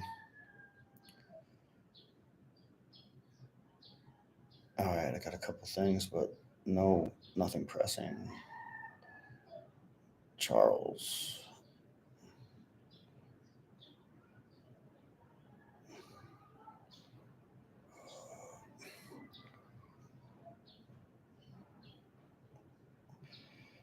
All right. Just guys asking about tomorrow night and stuff. What are some of the safest things to eat when you get there? Well, the traditional advice was only eat cooked foods. Okay. So no salads, no fruits. Do not eat at a street vendor cart ever. Everything else should be good. If you get a quesadilla and it comes with chopped tomato salsa, fresh tomato salsa, onion, whatever, skip the salsa. Don't drink anything. Well, this doesn't apply anymore. But they used to say don't drink anything unless it comes out of a bottle or a can. But you're fine now to drink anything with ice in it, because all the ice is tube ice. It's purified tube ice. No one gets sick from drinking ice. At least no one that I've known in the last 5 years. So it's just about anything as long as it's cooked and not from a street vendor. Enjoy the chat. How much is membership? Please post a link here. The links are in every single video description on my channel. The links are also on the main channel page. The links are not hard to find. Channel membership is 3 tiers. The low or the beginning channel membership is 79 pesos a month, which is what? $1.35 maybe US. And you extrapolate that out to a year, and that's what, like 2 cups of coffee. If I did that buy me a coffee thing, it'd be like you buy me 2 cups of coffee a year. And the nice thing is there's a lot of members only videos up for that tier. And if you like what you see, you can say, all right, well, maybe I'll check out the next tier. And then if you really want to see, like the Manila After Dark series, the premium series that I do for the top tier membership, I think I got 50 episodes of Manila After Dark up now. Yeah, there's a ton of videos up there, like the real talk videos and the real nightlife videos, the stuff that YouTube would either flag me for or that I would have been thrown out of the country for during lockdown. Oh God. or not so much me, but like people in the videos, like during lockdown and in and around the lockdown time, people were freaked out to be in videos. So like, hey, can't show me in a video. Can't show me in a video. If someone sees me in a video, I'll be arrested. I'll be put in jail because I was outside of my barangay during lockdown. It's like, Jesus fucking Christ. Fear mongering and totalitarianism and propaganda and programming. It's it's the same old playbook. It's just digital and worldwide now.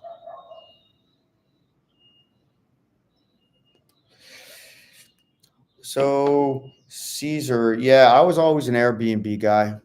But the thing you gotta know certain things before you book your Airbnb, or you're gonna get jacked. That's why I tell guys, book a consultation with me if you're thinking of coming for a couple of weeks. I'll make sure you get set up right. I'll make sure you ask the right questions when you book your Airbnb. Um, there's so many things that can go wrong in your Airbnb, or you'll get there and they're like, "Sorry, sir, not allowed," and you're like, "What the fuck are you talking about?" And like, I'll give you one example. It'll say it has internet access, but what it won't say is that the internet access is capped to 1,000 megabytes a month, right? Because they have the cheapest internet access that they could possibly have. It has a data cap because most people in Manila, the only thing they do online is Facebook, Instagram, TikTok, and Snap. So, like, if you're the kind of guy that's a digital nomad and is going to need to be working out of your condo, you need to make sure you don't have a data cap. You may need to understand what the megabyte download upload speed is for the internet in that condo. Those are important things that you just wouldn't know unless you know. That's why I say, if you're coming here, spend the $50 for an hour or more consult with me, and I'll make sure you avoid these little pitfalls. I would say a quarter of the consults that I've done in the last year have saved more than that just going from the airport to their condo, because of the information I give them on how to make sure you don't get scammed coming from the airport to the condo. And you'd think you would know how to avoid that, but no.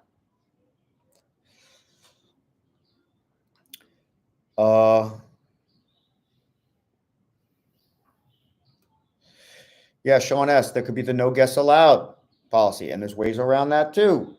But if you don't know, you don't know. So book that console and I'll get you set up right. Yeah, give me a chat. I mean, you're a channel member. I always say top tier channel members get a free console. And even if you didn't upgrade and I go on, I'm like, oh, dude's been a member for 6 months. I'm like, just give me a call.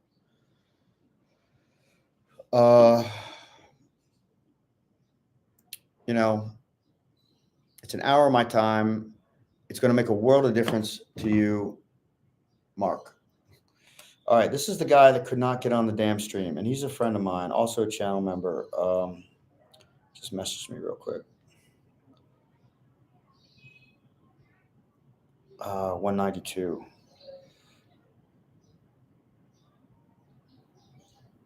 I tried to see if he was blocked on the stream.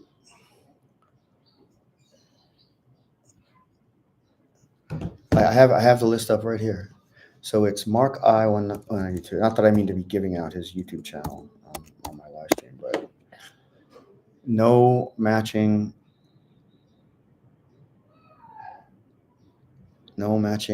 subscribers. What the fuck? YouTube is amazing on so many levels. And on so many levels, they've just got bugs and jacked squat going on.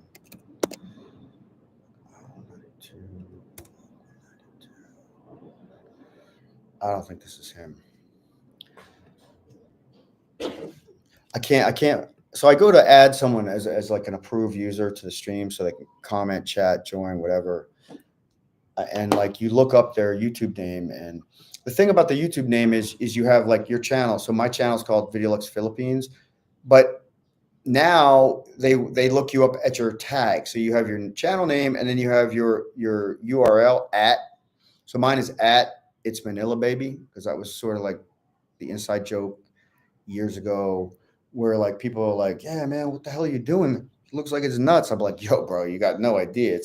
Like it's Manila, baby. Like it's next level. And somehow that just became like my thing. And then it became the hashtag, and then I registered it. And now the channel, all my content's hashtag it's Manila, baby. Whatever stream or platform or it's on. All right, 205.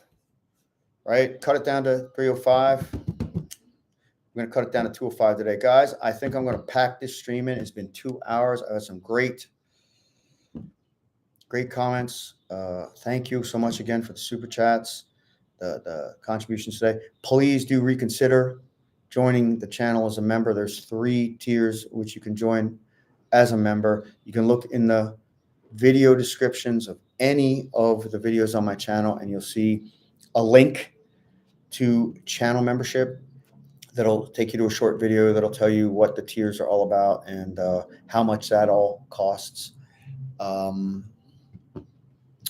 Channel membership is not only great for me because, of course, it's a subscription-based thing, but it is also something that tells YouTube and their ridiculous algorithm or whoever is blocking me because I'm anti-woke or whatever my problem is.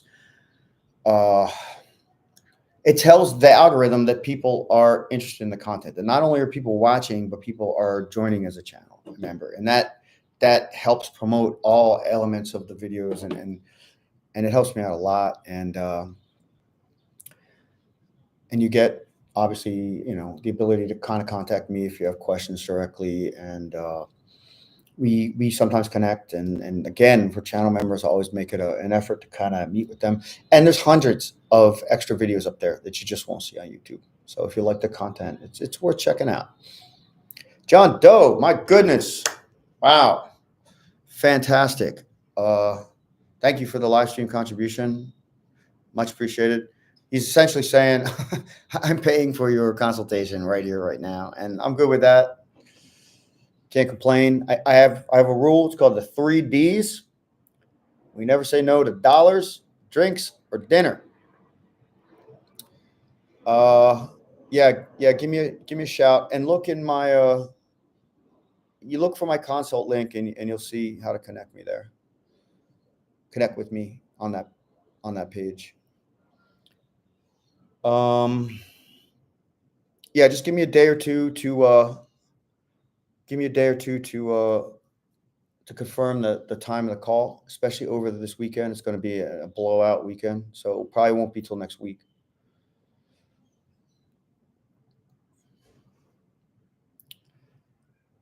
Yes. So, like the live stream, hit that like button, go ahead and, consider channel membership if you haven't joined, and, definitely subscribe to the channel, hit that bell or whatever it is people do to make sure they get notified, because I do upload videos every week and I am trying to live stream every week, and the live streams are for you guys. So if you have ideas of what you want to see, I have a channel. There's a community page on YouTube's channels. Check my community page. You can drop a comment on one of the posts or on any video, really. And on this live stream, be like, hey, dude, I'd love to see, I don't know. I'd love to see you bring like 3 of your trans girlfriends onto the stream and do like a fit and fresh, Q&A style interview with them. And I do have a couple of super hot, like model level trans girls that are always like, photograph me, put me in your video. Or